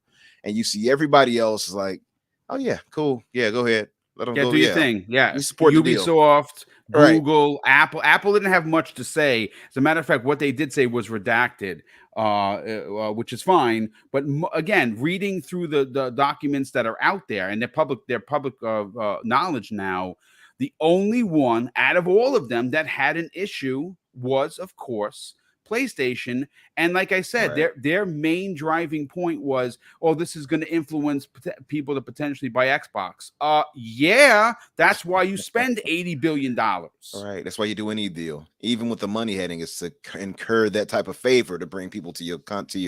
And it's what they have done notoriously. Yep. I mean, and it's funny. I wonder if Apple's redacted was like F Microsoft. They just don't want to show them. Like that's what he really said. Like, F Microsoft. We're going to redact that for you, Apple. Okay. But yeah, man. I think Sony is clearly worried to some degree. I wonder then, because Brazil had it specifically, I think, where you actually had to see what people said, right? I forgot the wording for it, but they had it the way theirs is set up. You would have to see what the corporations think. I wonder if in any other situation during the FTC's investigation and such, was Sony also trying to throw salt along the way? That's what I'm wondering. Interesting. Yeah, I wouldn't be surprised. But like I said, it's funny that, again, that they would have these concerns. Well, it's not funny that they would have these concerns. It makes sense that they have these concerns. But considering the way that they do their current business on blocking content, making sure that you have to buy a PlayStation to buy, let's say, for instance, Forspoken is going to be a 2-year, potentially more exclusive. Now, if that game is a hit, if that game's a banger, if that game surprises people, kind of like Elden Ring did, you're only going to be able to play that on a PC that's capable, or you're going to have to play it on a PlayStation 5. The same thing with Final Fantasy 16. Now, Final Fantasy is the newer ones. It's not my bag. I really wanted to play Final Fantasy 7 on my Xbox. I can't. So it's okay. I have the collector's edition and I have the upgrade for PlayStation 5, and it's great and it looks gorgeous, and that's why I'm playing it, because that's where I have to play it. But again, it is laughable, Umbra, that Sony would have these so-called concerns when they do the exact same thing. And what's interesting is Microsoft is not blocking this game from being on PlayStation. Like I said, they would lose millions. Yep. What this is going to do is potentially force Sony to have their games in their day and date. And that's part of business, because again, Pong brought up a great point. We're in the middle of a recession right now. I said this before. I bring it up and people laugh at me. You get some of the comments are hilarious. I bring up like cream cheese here in New York, $7.50 for a tub of cream cheese, bro. Like I have a small Kia. Like I have Mrs. Boom and I have a Sorrento. It's a great truck. We love it. All-wheel drive. It's amazing. $70 yesterday. $71 to fill that tank. The reality is that if I didn't have Xbox Game Pass and I didn't have these sales that come across the digital platforms, I might have to miss out on some games. I'm a retired guy. I only have so much money. I have to be smart with the money that comes in. I can't do overtime like I did back in the days for games. So yeah, what is this going to do for Xbox Game Pass? Well, the truth of the matter is it's going to influence people to potentially buy an Xbox or play on their streaming stick there or on cloud gaming, whatever. But there's a lot to get into here. Umber, anything else you want to add? I think that's really it. By the way, thanks, Shooter. I see what you just said.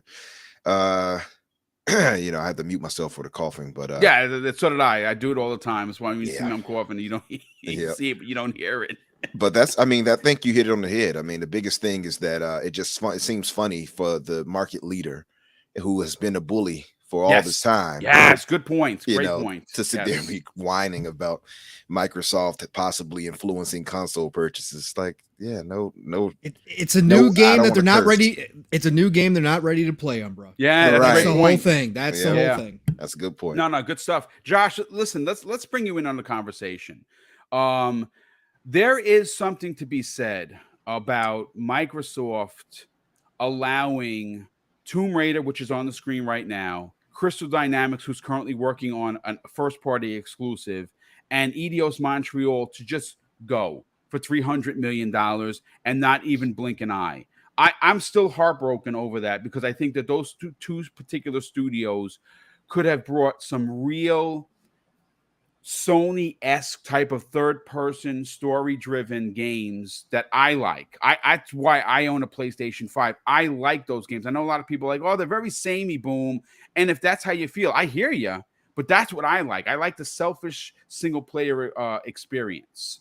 And Sony delivers that to me with their games like Horizon, like God of War, like Uncharted. I love those types of games. And I'm invested in PlayStation for those games.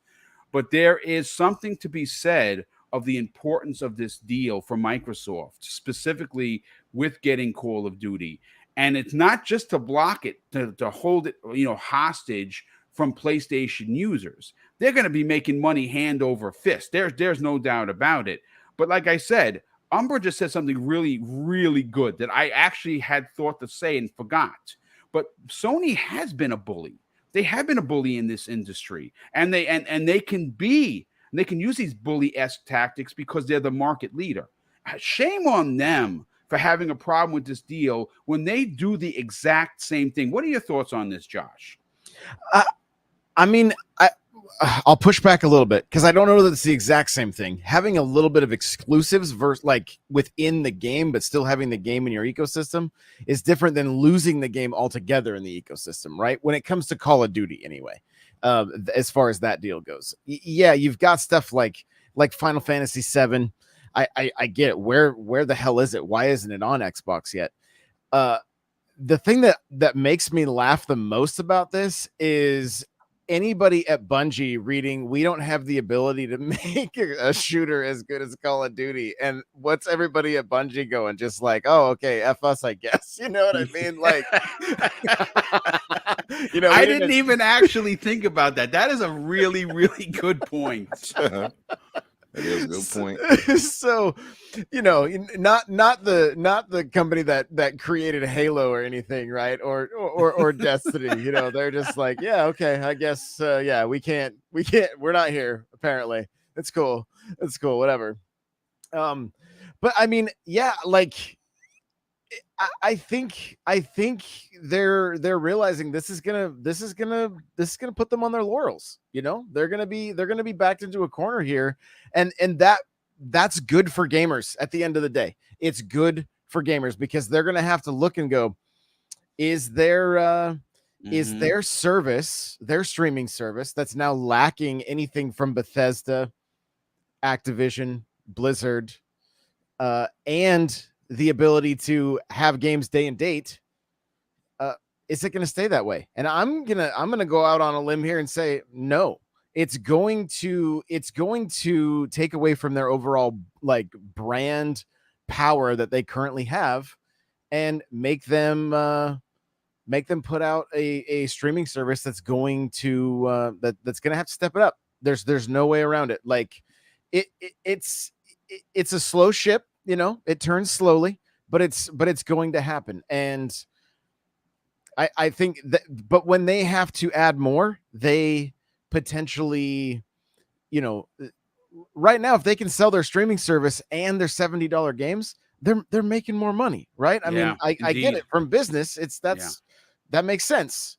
I don't fault them for that. They have that power with their brand right now, to even have some of their fans okay with it and being on board with it. But that's going to change when you start looking at the value of Game Pass in 6 months from now, versus the value of the PlayStation service.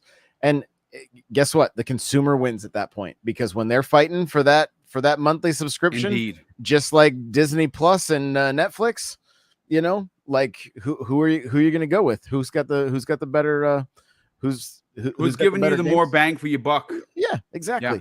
And so when they're actually duking it out, like really duking it out, because right now Sony's testing their waters with their brand equity, but when that starts to falter, that's when we're going to really win, and that's when it's going to get exciting.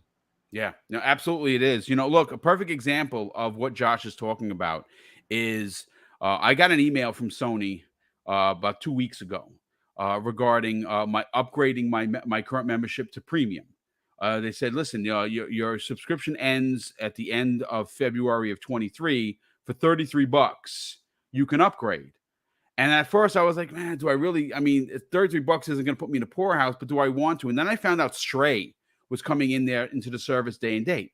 Immediately I jumped into it. Stray, if you don't know, it's freaking awesome, man. I know it's just a dumb cat. I am telling you, you have to play Stray. Stray is so unique in its being.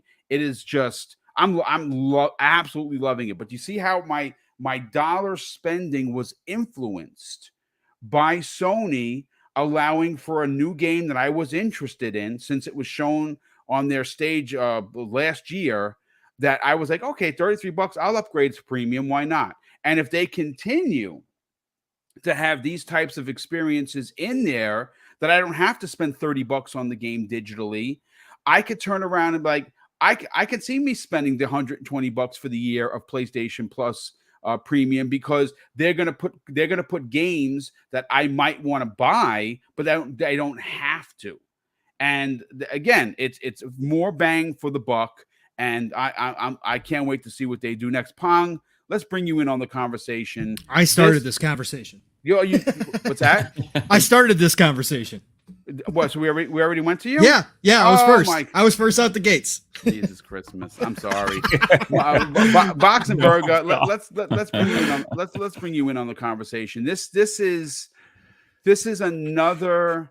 And again, I'm not surprised by them concerned. Are they scared? I'm scared. Is use that word. I would. That's not the word I would use. Concerned for sure. I think there is room for concern here, Box and Burger, and I say that because, like I said, I'm not a marketing guy. Like I don't have a degree. I don't have a marketing degree that says that what I know is going to make money for Microsoft.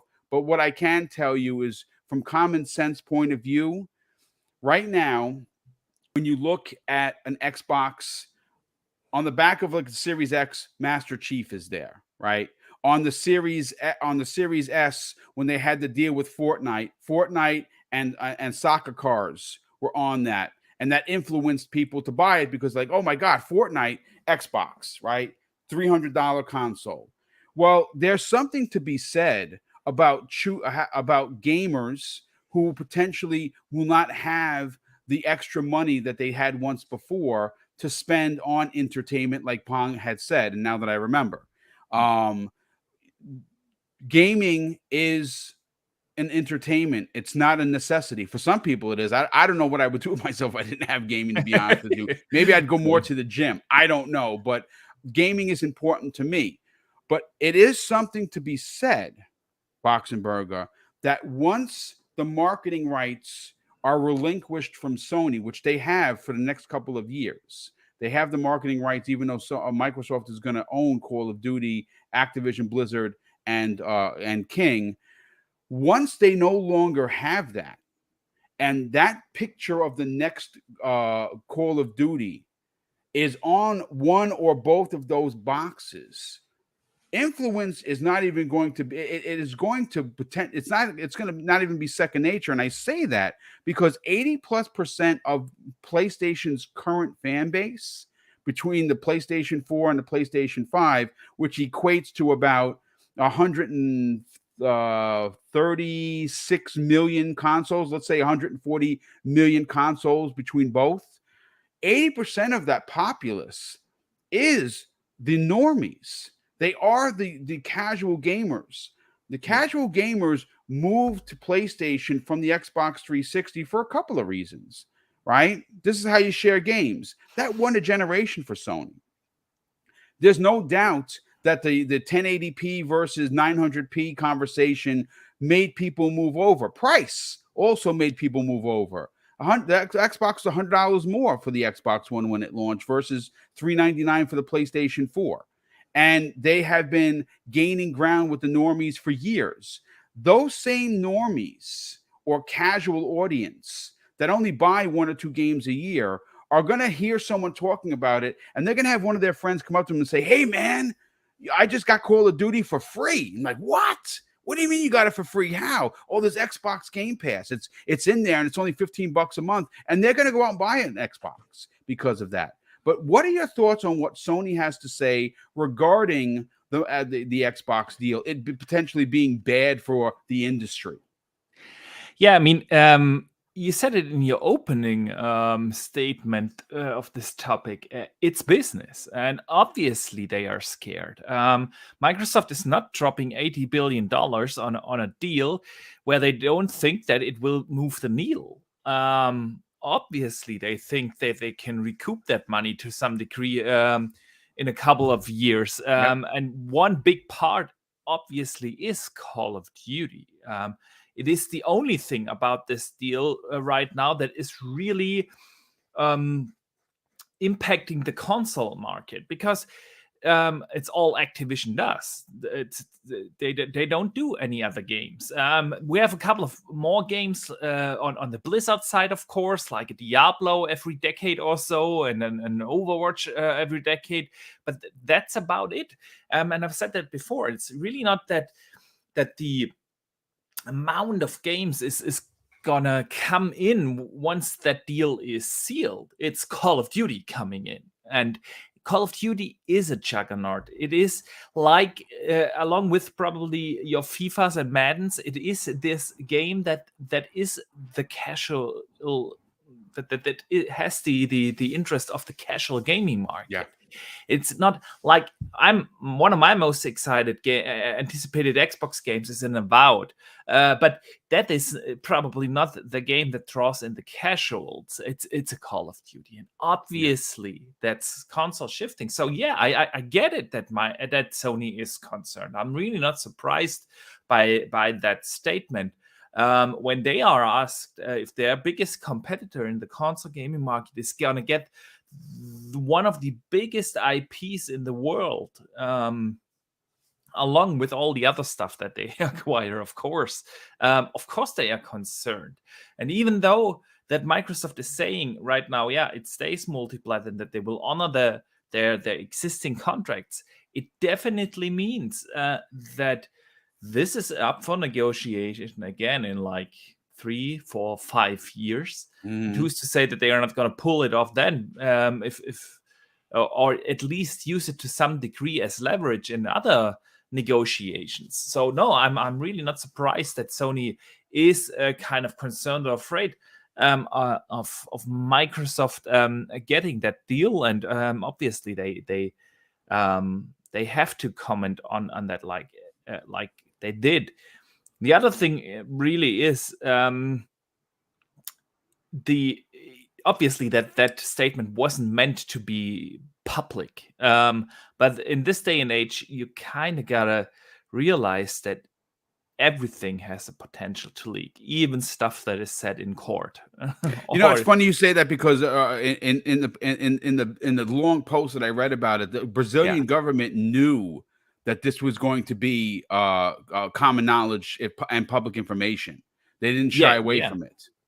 So obviously they had to know that this comes out, and a lot of people in the panel touched upon this earlier. Sony has been gatekeeping stuff for years. They just have, and they have not been shy in putting out provocative comments or such things if their biggest competitor drops the ball for some reason. You all remember This Is How You Trade Games. Like that's Sony, and that was Sony like 8-9 years ago, and we're still not having Final Fantasy VII on Xbox. Obviously they're locking stuff behind, and they're using that as a business strategy. So yeah, the way how this looks right now from a company that is very well known for doing stuff like that. You mentioned Forspoken, Final Fantasy 16, obviously also an exclusive, and all the others that Sony is locking behind their platform. It is just weird, and they must have known that this comes out and how the community reacts. But at the end, it's business. It's hundreds of millions of dollars are at stake here for Sony. So obviously they're gonna do whatever they can to prevent that acquisition. That's just the business side of things. So yeah, interesting stuff. Honestly, it won't matter what Sony has to say on the subject. All the other big publishers came out and didn't have any concerns. Ubisoft literally said it's simply not true that they don't have any competition. Ubisoft mentioned games like, of course, Battlefield, Apex, PUBG, Rainbow Six, which, by the way, still has more than 30 million active users. So yeah, those are all competitors to Call of Duty. And even though they will acquire games like Elder Scrolls, like World of Warcraft, there are other MMOs out there like Final Fantasy 14 and stuff like that. Which still continues to rake in the bucks. Exactly. So, and on the mobile side of things, obviously they're getting Candy Crush, but also coming from Ubisoft and Bandai Namco, by the way, says that the mobile market is the most open gaming market out there, and everyone has a chance to get in there and have a successful game. So there's really no concern from any of the other publishers. Warner Brothers said, yeah, obviously you have to invest money to make if you want to make a AAA game.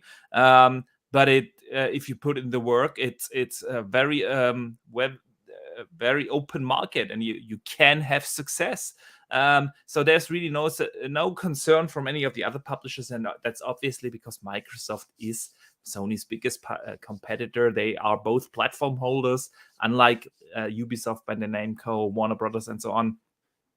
So yeah, I'm not surprised. I'm just a little confused that Sony didn't think this through about how this looks right now after it got public. That's what surprises me the most, honestly. Yeah. No, and you're absolutely right to say so. Listen, before I bring in Mav on the conversation, let me catch up some of the super chats. JD Gamer, who generous friend of the program, drops another super chat of $10. Says Sony is absolutely scared. They reek of desperation, just like Blockbuster did, as a little company called Netflix made them obsolete. And the same arguments we're having about why pay more we had then. Interesting. That's absolutely correct. JD Gamer drops an additional $10 super chat and says, that is, we argued it's worth it to pay the late fee because we have access to more movies and a better keyword here, experience at Blockbuster versus trying to stream Netflix in the early days. Yeah, and streaming Netflix in the early days was tough for sure. We also have Gamer by Choice drops an additional $5 super chat and says, I have a PlayStation 5 still in the box from September of 2021, and I think I will keep it.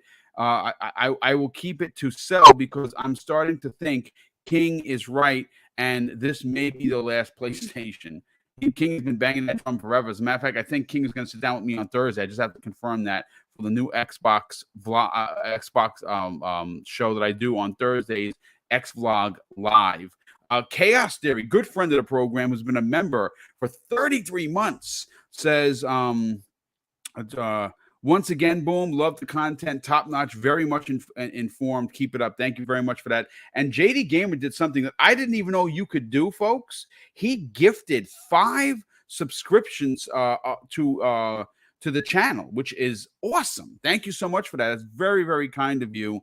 And definitely appreciate it. Gamer by Choice drops an additional $5 super chat and says, Sony reminds me of the person bringing their side piece home and seeing that their spouse in bed with someone else going, are you cheating on me?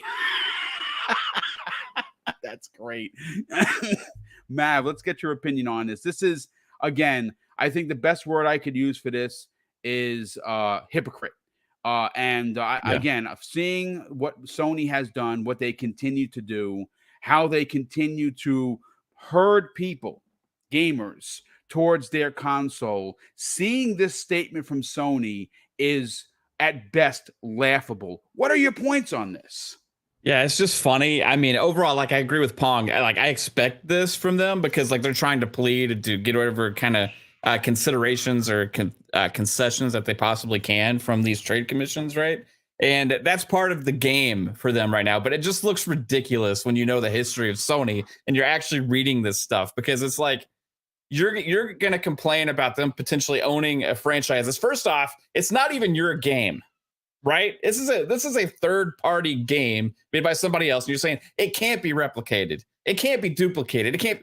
That's bullshit. First off, sorry, excuse the language, but that's BS. Now, you can't necessarily replace Call of Duty, but you can replace the money and the revenue because other franchises have come out of the woodworks in the last several years to do astronomical numbers. Fortnite last generation, and they make way more money than Call of Duty does. Like, it's just, you can't say that it's a one-off, right? There's new games being funded every single year. There's going to be another massive, huge game success. It's going to take the world by storm. That's going to be from a third-party publisher, and Sony's going to have every opportunity to try and money hat exclusive marketing rights and all that kind of stuff, exclusive content and everything, just like they always have. It doesn't necessarily just have to be Call of Duty. Now, does it hurt them that they're going to be losing Call of Duty with that aspect? Of course it does. Will it affect console sales? Of course. Just like that's why you did it in the first place on your side. Right? That's why you've been doing this. That's why you actually went out and got all of those marketing rights, the exclusive content. That's why you actually went and bought Bungie. Yes. Right? You're hoping these acquisitions and all these moves that you're making, these money that you're spending, is going to affect your business in a positive way. Why would you not assume that Microsoft and Xbox is not trying to affect their business in a positive way? Why else would they go and buy Activision Blizzard? Like, is And it just this- to you throw know, money it- away? It doesn't yeah, make any Because sense. Sony can't do it, Mav. Because Sony can't do it. That's why They they're. can't. Well, They no, can't, let right? me say this, Matt. To add to your point, this is coming from a publisher in Sony that in the last 18 months have acquired 7 studios. Yes. And why did they acquire those studios? It's to affect the console. It's to bring people to their ecosystem. At the end of the day, regardless of what the acquisition is, it's to help better the brand, right? Yes. It's to help promote and do more, do better, do more things. Now, it just doesn't add up with it just, as a gamer, like, we know this more than probably the actual FTC type people and the Trade Commission oversight committees or whatever that are going to be reading this. They're going to read this. Oh, that's interesting. Oh, they could potentially lose that. Gamers actually see this stuff all the time. We understand this. So the alarming thing is, like, you see all these lawyers speak and everything. This is where the real war is going on. It's going to be coming from people that are freaking politicians and stuff and don't actually know anything about the industry, right? And they're going to be the ones weighing in on these decisions, and that's complete BS in the first place, right? But, like, it's interesting to see all of those other publishers' comments, and they're like, "Oh, okay." And there was a lot more talk about, okay, should mobile gaming and console gaming and subscriptions all be in the same category or not, right? And that's where I saw some interesting takes, and different publishers had different points of view on that, right? Some of them think it's all one space, some of them thinks it's different. But, like, Sony's was, like, had the longest reply out of all of them. Like, they had, like, a page dedicated to themselves. It's just like, Call of Duty is so important to us. We can't lose this because we can't replicate it. You don't understand what this is going to do. You know what else? You know what else they did that people probably didn't pay attention to? They tried to throw shade at Game Pass, and they built it up, though. They said, "Oh, Game Pass now represents 60% of the streaming services, 60 to 70%." Well, yeah, they made themselves look weak as hell in this article. They made themselves look like they're incapable of doing something as good as Call of Duty, as making the sales. They're incapable of being able to produce something as quality as Game Pass. They're the victims, Mav. They're the yes. victims. The bully has been, and you know something? In real, what we're leader, seeing Sony. happens in real life. Yeah. We see this all the time. A kid gets picked on and bullied for years. Finally, the kid is backed up against the wall, has enough, and beats the balls off the bully. And the parents of the bully are in, "Oh my God, arrest that kid." We see that, and this is what that is happening right now in real life in video games. Because that little kid went and learned jujitsu, and the bully didn't learn jujitsu, so now it's unfair. That's exactly what I was saying. They didn't make these rules of this new game, so now Sony wants to cry foul because they're not ready. That kid that's getting picked on has daddy's wallet now. He's getting all these lessons, right? He's like, "Okay, I'm going to go pay for this. I'm going to get loaded up. I'm good. They can't hit me. You know, I got everything I can possibly need now." Like, Microsoft is fully invested now, and you're right. Sony can't buy Activision Blizzard, you know? So, but guess what? There's so many games out there that they can get relationships with. And what the thing that was really interesting was when they were like, it would take years to be able to have a service that could potentially compete with Game Pass. Meanwhile, they're trying to bolster their subscription numbers, like it's 47 million, like it's actually on top of Game Pass, which is like a completely contradictory. Again, because it's not even a competing service, right? So you got that going on. And meanwhile, if they're actually concerned with how long it's going to take to compete with a service like Game Pass, why did they start 5 years too late? Why did they start 5 years late, even trying to get into that ballpark and that ecosystem? Meanwhile, you're going and you're charging people more for games and crying to a competition committee and all these kind of things about value for consumers and everything, which is what they're supposed to be out looking for when we're getting games for a better price and a subscription service. Microsoft is one of the few companies that has not gone up to $60 games now, and you're one of the first ones that went up to $70, right? So Sony's crying to them about value for consumers and all these things when they're one of the first ones that up their prices, right? Yeah. Not only that, their subscription service, which is inferior to Game Pass in almost every single way, actually costs more for the premium tier than Game Pass does. $18 versus 15. So it's just like, it's so asinine, the actual talking points that was actually in this. It just comes out like the kid that is like, "Oh, woe is me. Everything's always against me. I just like to complain and complain and complain about things, even though you know that guy's got it really good." You know what I mean? Is the kid's got it really good. He does all this annoying stuff all the time, but he's complaining about the one time he got like picked on or the got. Well, you know what? It's funny you slapped say back in that his because face. Pragmatic Eagle in the chat, good friend of the program, he says this: Sony is like that spoiled kid that throws sand in the sandbox and gets away with it until that one kid steps up and punches him in the face, and then they'll whine as if they're Yeah, then dying. he goes and tells the teacher, right? Yes. And it's like, oh no, this is what happened. Like, you don't understand. Like, I was just there playing around, kicking sand, and this mean bully came over there and punched me in the face. You know, Sony. I mean, come on, just don't make yourself look so weak, right? Yeah, like you can at least come out and say, like, hey, well, you know, obviously this will affect our business, but we are have the other businesses that we are operating in. We're trying to figure this out or whatever. I don't know. Again, like Pong said, I did not expect anything different from them, honestly, because they're just trying to make their case and plea, right? They're like begging at this point, please don't take this away from us because it is huge. They're just doing a dirty move too. They're on their knees. You can just see them like they did a dirty move though, Mav. Like that's why I said about the 60%, 60 to 70%. They mentioned that because they knew they had to attack it because of the subscription service. Remember, Hogue Law spoke on that, saying that they can't go about it on a normal acquisition. They have to talk about something that would make it unfair to somebody. So that's why they went to the subscription service the way they did. It's funny. It went exactly the way Hogue said they would have to attack it to try to make it, you know, cause an issue for Microsoft to get it passed. So that's it's their only case they can try and make is that they can't afford to do a subscription service like Xbox can, and that's what a lot of those are. But that's also you know, Xbox didn't have the biggest budget when they started Game Pass either. You know what I mean? Like Game Pass grew and Microsoft became more invested because they saw the success of that. Yeah. And if Sony had really started to take that seriously and try to actually look at themselves and realize where the industry was going and be less holding on to the past and more forward thinking with how technology was changing and going with, you know, play anywhere, you know, play subscription service, you get access to all these different games. They still haven't put any of their own games day one. You got them doing third-party games now occasionally, but not even their own games. And you were talking about this earlier before we went live, Boom, with Last of Us remaster make is what I'll call it. Remaster make. I like that. That was the perfect opportunity for them to actually go out there and do one of those games 100%. Day one, right? GT7 still not even in there.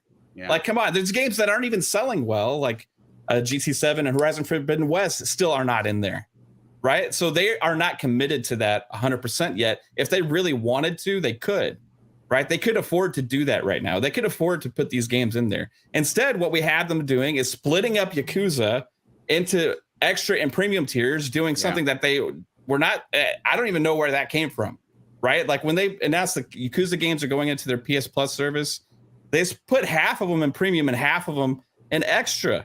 Mm-hmm. Even the PS4 games, that's not what the premium tier is supposed to be about. So now they're trying to play with the numbers and actually add value to premium artificially, pretty much. Like it's just what they're doing just doesn't make a lot of sense. They are scrambling right now. It comes across to me trying to figure out how to compete in this new world while still hanging on to the old one at the same time. Yeah, and this is a complete plea to try and salvage their old way. In my opinion, and we'll see. It's not going to change. They're going to keep doing this. It'll be other games that they'll just do it with instead of Call of Duty. But like, it's people that really want to play Call of Duty are still going to be able to on a PlayStation, right? So it's not a huge deal at the end of the day. Even for them, they're still going to make money on those sales, just not as much. Yeah. Daniel, let's get your final point about it. Before we get your opinion, though, I want to read because Sony really went ham on this questionnaire. Yeah, and I have some more quotes from that. They said this: no other developer can devote the same level of resources and expertise in game development. Even if they could do that, Call of Duty is overly entrenched so that it has no rival. No matter how relevant they are, they can't catch up. They continue, Daniel. It's synonymous with first-person shooter games and essentially defines the category. This is also demonstrated by players' engagement on social media. Call of Duty has over 24 million followers on Facebook versus 7 million for Battlefield, and over 12 million followers on Instagram versus 2 million for Battlefield. And they also went on to say, even in weaker years, like 2021's Call of Duty, still managed to outperform most other games by a considerable margin. Call of Duty Vanguard 2021, for example, was widely regarded as a weaker presentation than previous years, but was still one of the best-selling games of 2021. Daniel, hearing Sony going this far for this makes me it makes me laugh, because we've seen them go out of their way to lock content behind their box, and they're not shy about it, mind you. They prominently put their chest out saying, hey, play it here, nowhere else, and they don't care what you think. And what we do, we buy it if you're that interested. For me, Final Fantasy VII is one of my favorite PlayStation games from the OG of all time. So of course I'm going to buy it. I'm not going to wait, and I would have bought it again, but I can't because it's only on PlayStation 5. What are your thoughts on this? Based on what everyone has said, and what we want to get your opinion on it. Yeah. So my immediate reaction to this was that it is really funny. Like, it's just hilarious to me that it's effectively these two multi-billion-dollar companies kind of fighting like school children about this. Like it's like they're fighting over a girl almost. But it just doesn't make any sense, because like everyone has been saying before, it's extremely hypocritical, not only because like obviously PlayStation has been locking down a lot of third-party exclusives in the form of like Final Fantasy and all these other things. And I've gotten in trouble on my own channel. You told me about that. For saying that I wasn't happy about Final Fantasy not coming to Xbox. Not because they had bought up the third-party exclusivity for it, but because there was a sticker on the box that said when it was coming to Xbox, and then it just never did. But you know, whatever. So, but I actually have no problem with third-party exclusives, which I have always said. But it's so funny to me that they're having a problem with this in particular, when not only are they consistently going out and buying their own individual studios, and I saw somebody in the chat saying, well, it's different. They're just buying studios. They're not buying publishers. And it's like, okay, but like they're saying this now, and we already know that they have their hand in the Square Enix cookie jar, right? Like, we know that that's happening. Like, everyone's been talking about that for months, if not years. Like, that is going to happen. And it's going to be really funny whenever they then have to go through the Brazilian Trade Commission or whatever it is. And it's like, okay, well, now we're doing it too. Mm-hmm. And as far what as do you think happens to Final Fantasy when that does happen, Daniel? Oh, it's going to be exclusive. It basically already is. So they may as well just finish that off. Like, who cares? I mean, it's not great, I guess, but if they buy the company, like I'm not going to complain about it. But the other side of it is like they keep talking about like, oh, woe is me, we can't make anything that's like Call of Duty. We can't make anything that competes with it. It defines the first-person shooter genre, and on some levels they're right. Like, Call of Duty is massive, but the thing about it is like, okay, first of all, you just bought Bungie, who, depending on who you ask, is either one of or the best shooter developer on the planet. So like Josh said, it's like, well, what what about them? You just got them. Like, you don't think they can make anything that can do this? Destiny's huge. And then the other side of it is like, you're being like, they're complaining that the Xbox is going to own Call of Duty, but like Xbox has already said that they're going to leave it on PlayStation. It makes more business sense for them to leave it on PlayStation. So they're arguing about where the 30% or like because they're take 30% from every third-party deal, right? Or like third-party game sold on their system. So like they're complaining about where the other 70% is going, that it's instead of going to Bobby Kotick, it's going to Phil Spencer. Like, what does it change for you? The only thing I can see is that now they won't have the marketing rights to it. And yes, that will affect where some people go to play Call of Duty. But I would honestly, genuinely, I don't think the majority of people who play Call of Duty are even going to know that Microsoft has bought Activision Blizzard. I mean, when they bought Bethesda, I was working at Target at the time, and I was the only person in the electronics department who knew that it had happened for like a month. I was talking Wow. to somebody who was working in the entertainment section. He works, it's books and movies and stuff. And he was like, "Oh yeah, I'm probably not going to buy a new console until the next Fallout comes out, and then I'll buy a PlayStation." I was like, "Well, you should probably buy an Xbox because they own that." And he's like, "What?" And it was like months after they had done it. So it's like, people don't know that this is happening. Like video games, just that the industry Again, side of it the is just not normies, the a thing that casual people audience, know. Josh. Right. But that dude could probably name all the Kardashians, though. Isn't that something? He I mean, probably it's possible. could. Yeah. You got Chloe. You got Shout out to Jeff. Kim. But it's so funny to me that they're throwing this fit, because like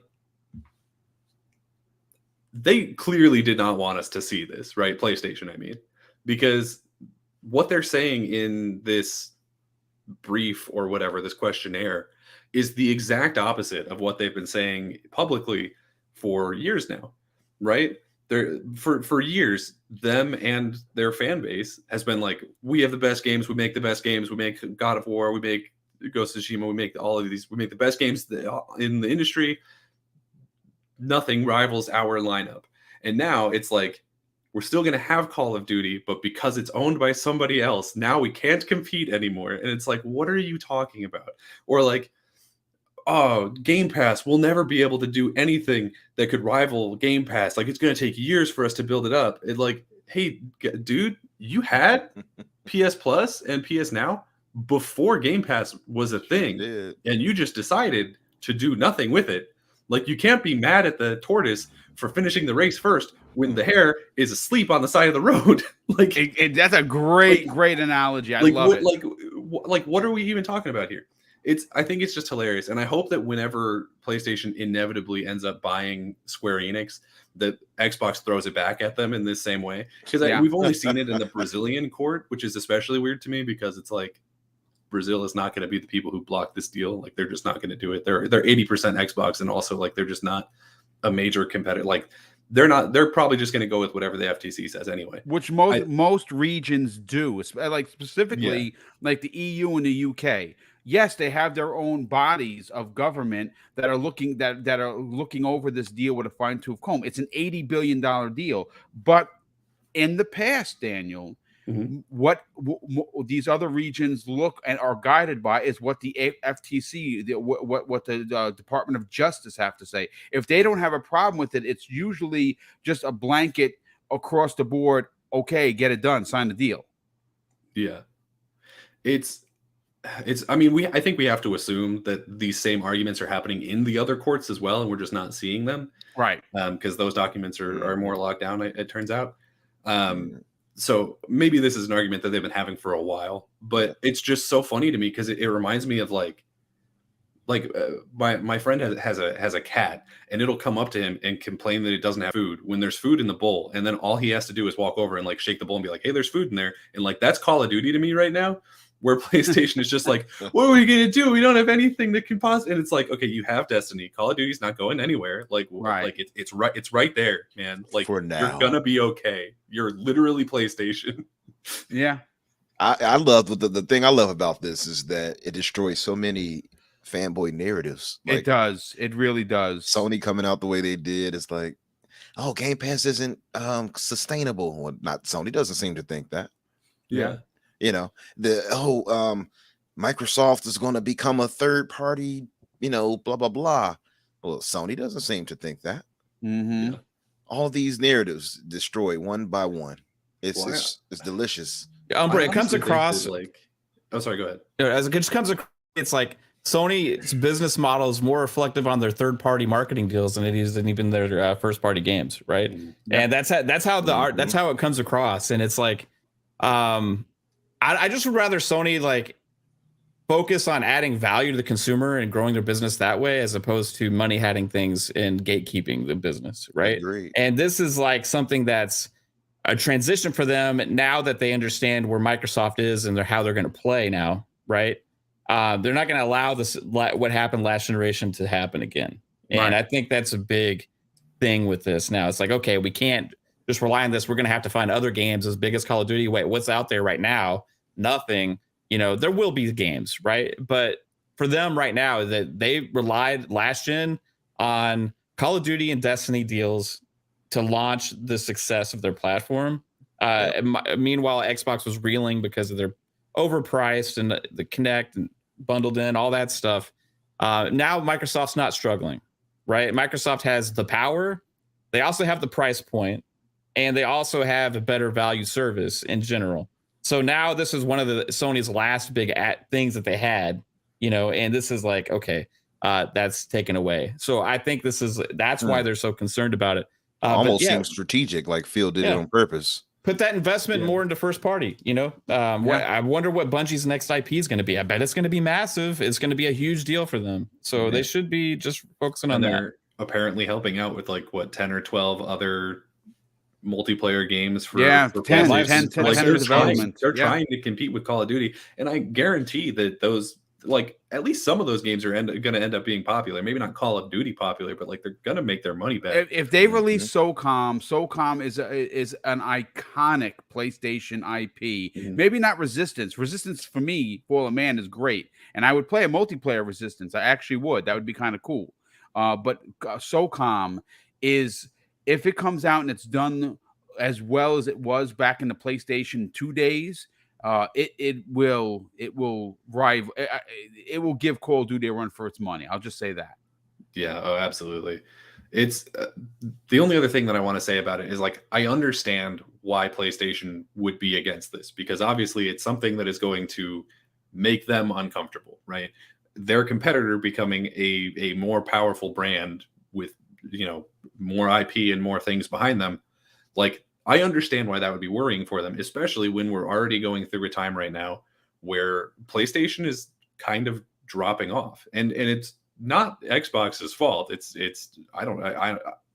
Me personally, I tend to blame Jim Ryan for it. I know there's a lot of people who think he's doing great. I disagree. Their stock prices are falling through the ground. They're in the basement with the spiders. They just put out their Are those spiders from Grounded? No, maybe hope they better hope so we can slide it to be just like little balls, because otherwise they're screwed down there. But their earnings report just came out, and it's hey, turns out that people don't buy our first party games, I want that narrative to die off. That's another narrative. Where it's Xbox gamers don't buy games. It's y'all don't even buy your first party games. What are we talking about? Right. Another narrative destroyed. I love earnings reports. It's just probably the nerdiest thing I've said today. It's just funny too, by the way, though, Dan, because the whole thing is Sony is saying all of this, but while they sit comfortably in first place as the market leader, but Microsoft is third. And they're still doing fine. It's just their company just keeps dropping and dropping, and basically since Jim Ryan's taken over, and it's I understand that he did great things in Europe, but at this point, I'm starting to wonder if there was somebody else who should have been getting the credit, and he just ended up catching it instead. Yeah, it's an interesting theory for sure. Listen, folks, we went half an hour past where we were supposed to go. Normally, this is a 2-hour show, but this was such an enriched conversation that I'm so glad that we're here 2.5 hours for you. Let me get to the last super chats and we'll get everyone out of here. JD Gamer drops an additional $5 super chat. He says something, as a matter of fact, I have no sympathy for PlayStation. I cry no tears, and I expect Xbox to show no mercy. Xbox is simply doing to Sony what they did to Sega. So I say enjoy the ride, the salt, and the tears. You made your bed, PlayStation. And I suppose that at the end of that, you should lie in it. We have another Gamer by Choice drops an additional, very generous $5 super chat and says, but now Sony has publicized that they're not confident. So I wonder if they thought about that information hitting their investors will be interesting. That is a great freaking point. That's why the gentleman before said that he has concerns about stocks potentially dropping because they said they have no confidence.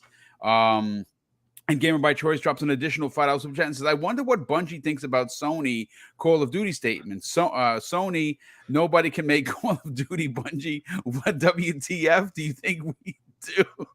That's great. That's exactly what Daniel McGee said. That's good stuff.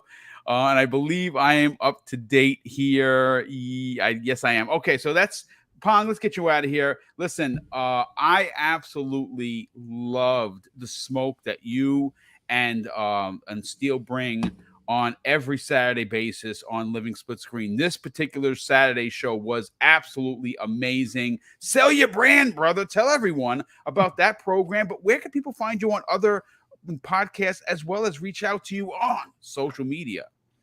Well, Boom, what a day. It was great to be back here on Xbox Factor. It's been way too long, and obviously to have a full panel like this, shout out to N64 Josh and, of course, Boxenberger, who both had to leave, but it was great to see them, and, of course, Umbra, Mav, Daniel, amazing to be on the show, and, of course, yourself, Boom. Again, happy that you were feeling better and back again.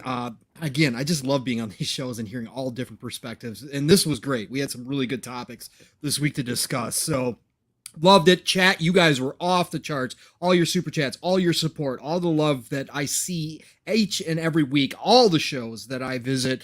Man, I love all of you. So thank you. Nothing but respect for you guys showing up and giving us all of this fantastic support all the time. So thank you, all of you as well. Obviously, you can find me Pongsoul, Xbox Pongsoul on Twitter. You know the drill there. Thursday nights, it's PM in the PM over on Fun Speculations channel. Pong and Mav in the PM, 7 p.m. Eastern, 6 o'clock Central Time, unless real life it gets to one of us, which it does happen. It and does we got to happen push it from time to time. It does. But we've got a great community over there. So just come on in on Thursday nights. Mav and I just talking, some of our favorite topics of the week so far. And it's a fast 2.5 hours or so that we go through and just have a great time. So drop in there. And then Friday nights back on Fun Speculations channel again, of course, for Xbox Ultimate, where we always wind up going left in some way, shape, or form, but it's a laugh fest over there. We still discuss a lot of great things Xbox wise, but we have a lot of fun doing it. So join us there every Friday night, 9 p.m. Eastern, 8 o'clock Central Time. And then, like Boom said, you want to get your fill of just talk across the entire industry from two dudes who are extremely passionate about this industry and like looking at things from different angles. Listen, you got to join myself and my brother from another Steel Rain every Saturday morning into the afternoon is what normally happens over on Living Split Screen. Split Screen's all one word. Just like Mav and I do on Thursdays, we use, Steel and I don't get to talk a lot during the week because our lives are so damn busy. So Saturday we spend it catching up with what's been going on in the gaming industry, but it's always a great conversation. It's just a great conversation. So we start at 10 a.m. Eastern, 9 o'clock Central Time. It's 3+ hours. We have been consistently going over 4. So if you got stuff to do, have us on. If you got to go run some errands and come back, we're probably still going to be on, even if you can't listen to us while you're gone. That's fine. People do that all the time in our chat. So just join us every Saturday at Living Split Screen again. 10 a.m. Eastern, 9 o'clock Central Time in the morning. And then, of course, Saturday nights, the Shop Podcast, PTK Blam's channel. Awesome show. Always has amazing guests on. Please join us there. It's a great way to end your Saturday night, 9 p.m. Eastern, 8 o'clock Central Time. It's PTK, it's Fuzzy, it's myself, and normally PTK has somebody from the community joining us, which is just always a great time. So be there. Otherwise, people, it's the golden age of gaming. Some people are calling it platinum, whatever you want to call it. If you're calling it the best time ever to be a gamer, you are 100% correct. So get out there, enjoy it, play what you love what you play, and I'm going to talk to you all real soon. Thank you, brother. And speaking of Mav, sell your brand, brother. Tell everyone about the number of podcasts that they should tune into and add to their weekly roster of listens. And more importantly, where can people reach out to you on social media? Yeah, great show, guys. Great show, Boom. So it's fun being back here. So if you want to check out what we got going on Mondays, we usually have FSP. I haven't been able to do that the last 2 weeks. Just work, and I was too exhausted, to even try. But Thursday, we do have PM in the PM, like Pongsoul said over on Fun Speculation on YouTube. And then Friday's Xbox Ultimate Podcast is at 9 p.m. Eastern. And like Pong said, we go left a lot. And this week we got a lot to celebrate because this Friday night at 9 p.m. Eastern, we will be celebrating our 100th episode. Oh, snap. That's awesome, dude. Congratulations. That's huge. Time has flown by. Episode 100 will be here on Friday night. So we're looking forward to that. And then on, on what I already said, FSP. I'm getting confused now, Boom. I don't know how you do it. And so, and how Pong does this. How does Pong have the same outro, like word for word, almost every single week, man? I got to say one other thing, Pong, for Living Split Screen. You could probably watch the Snyder Cut and then come back, and you guys would still be live. Probably. It's absolutely amazing. I love you. I love what you guys do on Saturday mornings. But yeah, come check us out on YouTube, Fun Speculation, especially Friday night this week. We're gonna have a blast. And then, like I said, Pong said PM in the PM. And then, hey, game streams and more. Twitter, Fun Speculation. You can find out when I'm going live. I hit the notification bell on there, and I'll play whatever. I play lots of different stuff. So just come and hang out and have some fun. Yeah, absolutely, brother. Thank you so much for that. Rain in the chat says, PlayStation reminds me of the arc in The Office, where Michael starts his own paper company and then moves to a dingy office. Laughing my ass off. Yeah, indeed. But listen, Umbra, sell your brand, brother. Where can people reach out to you to strike up a conversation, but also talk about your weekly podcast that is dedicated to everything Xbox, and you have quite the panel. Indeed. Well, for one, I want to thank you all. It was a great panel today. The legendary man of a million podcasts, Pong Soul, and my boy and my brother Mav, and Box, and like you said, and Josh, and of course Daniel. You guys are great, and Boom, I want to thank you again, brother, for bringing me on and putting me into this too. It's great to have you here every week, bro, for sure.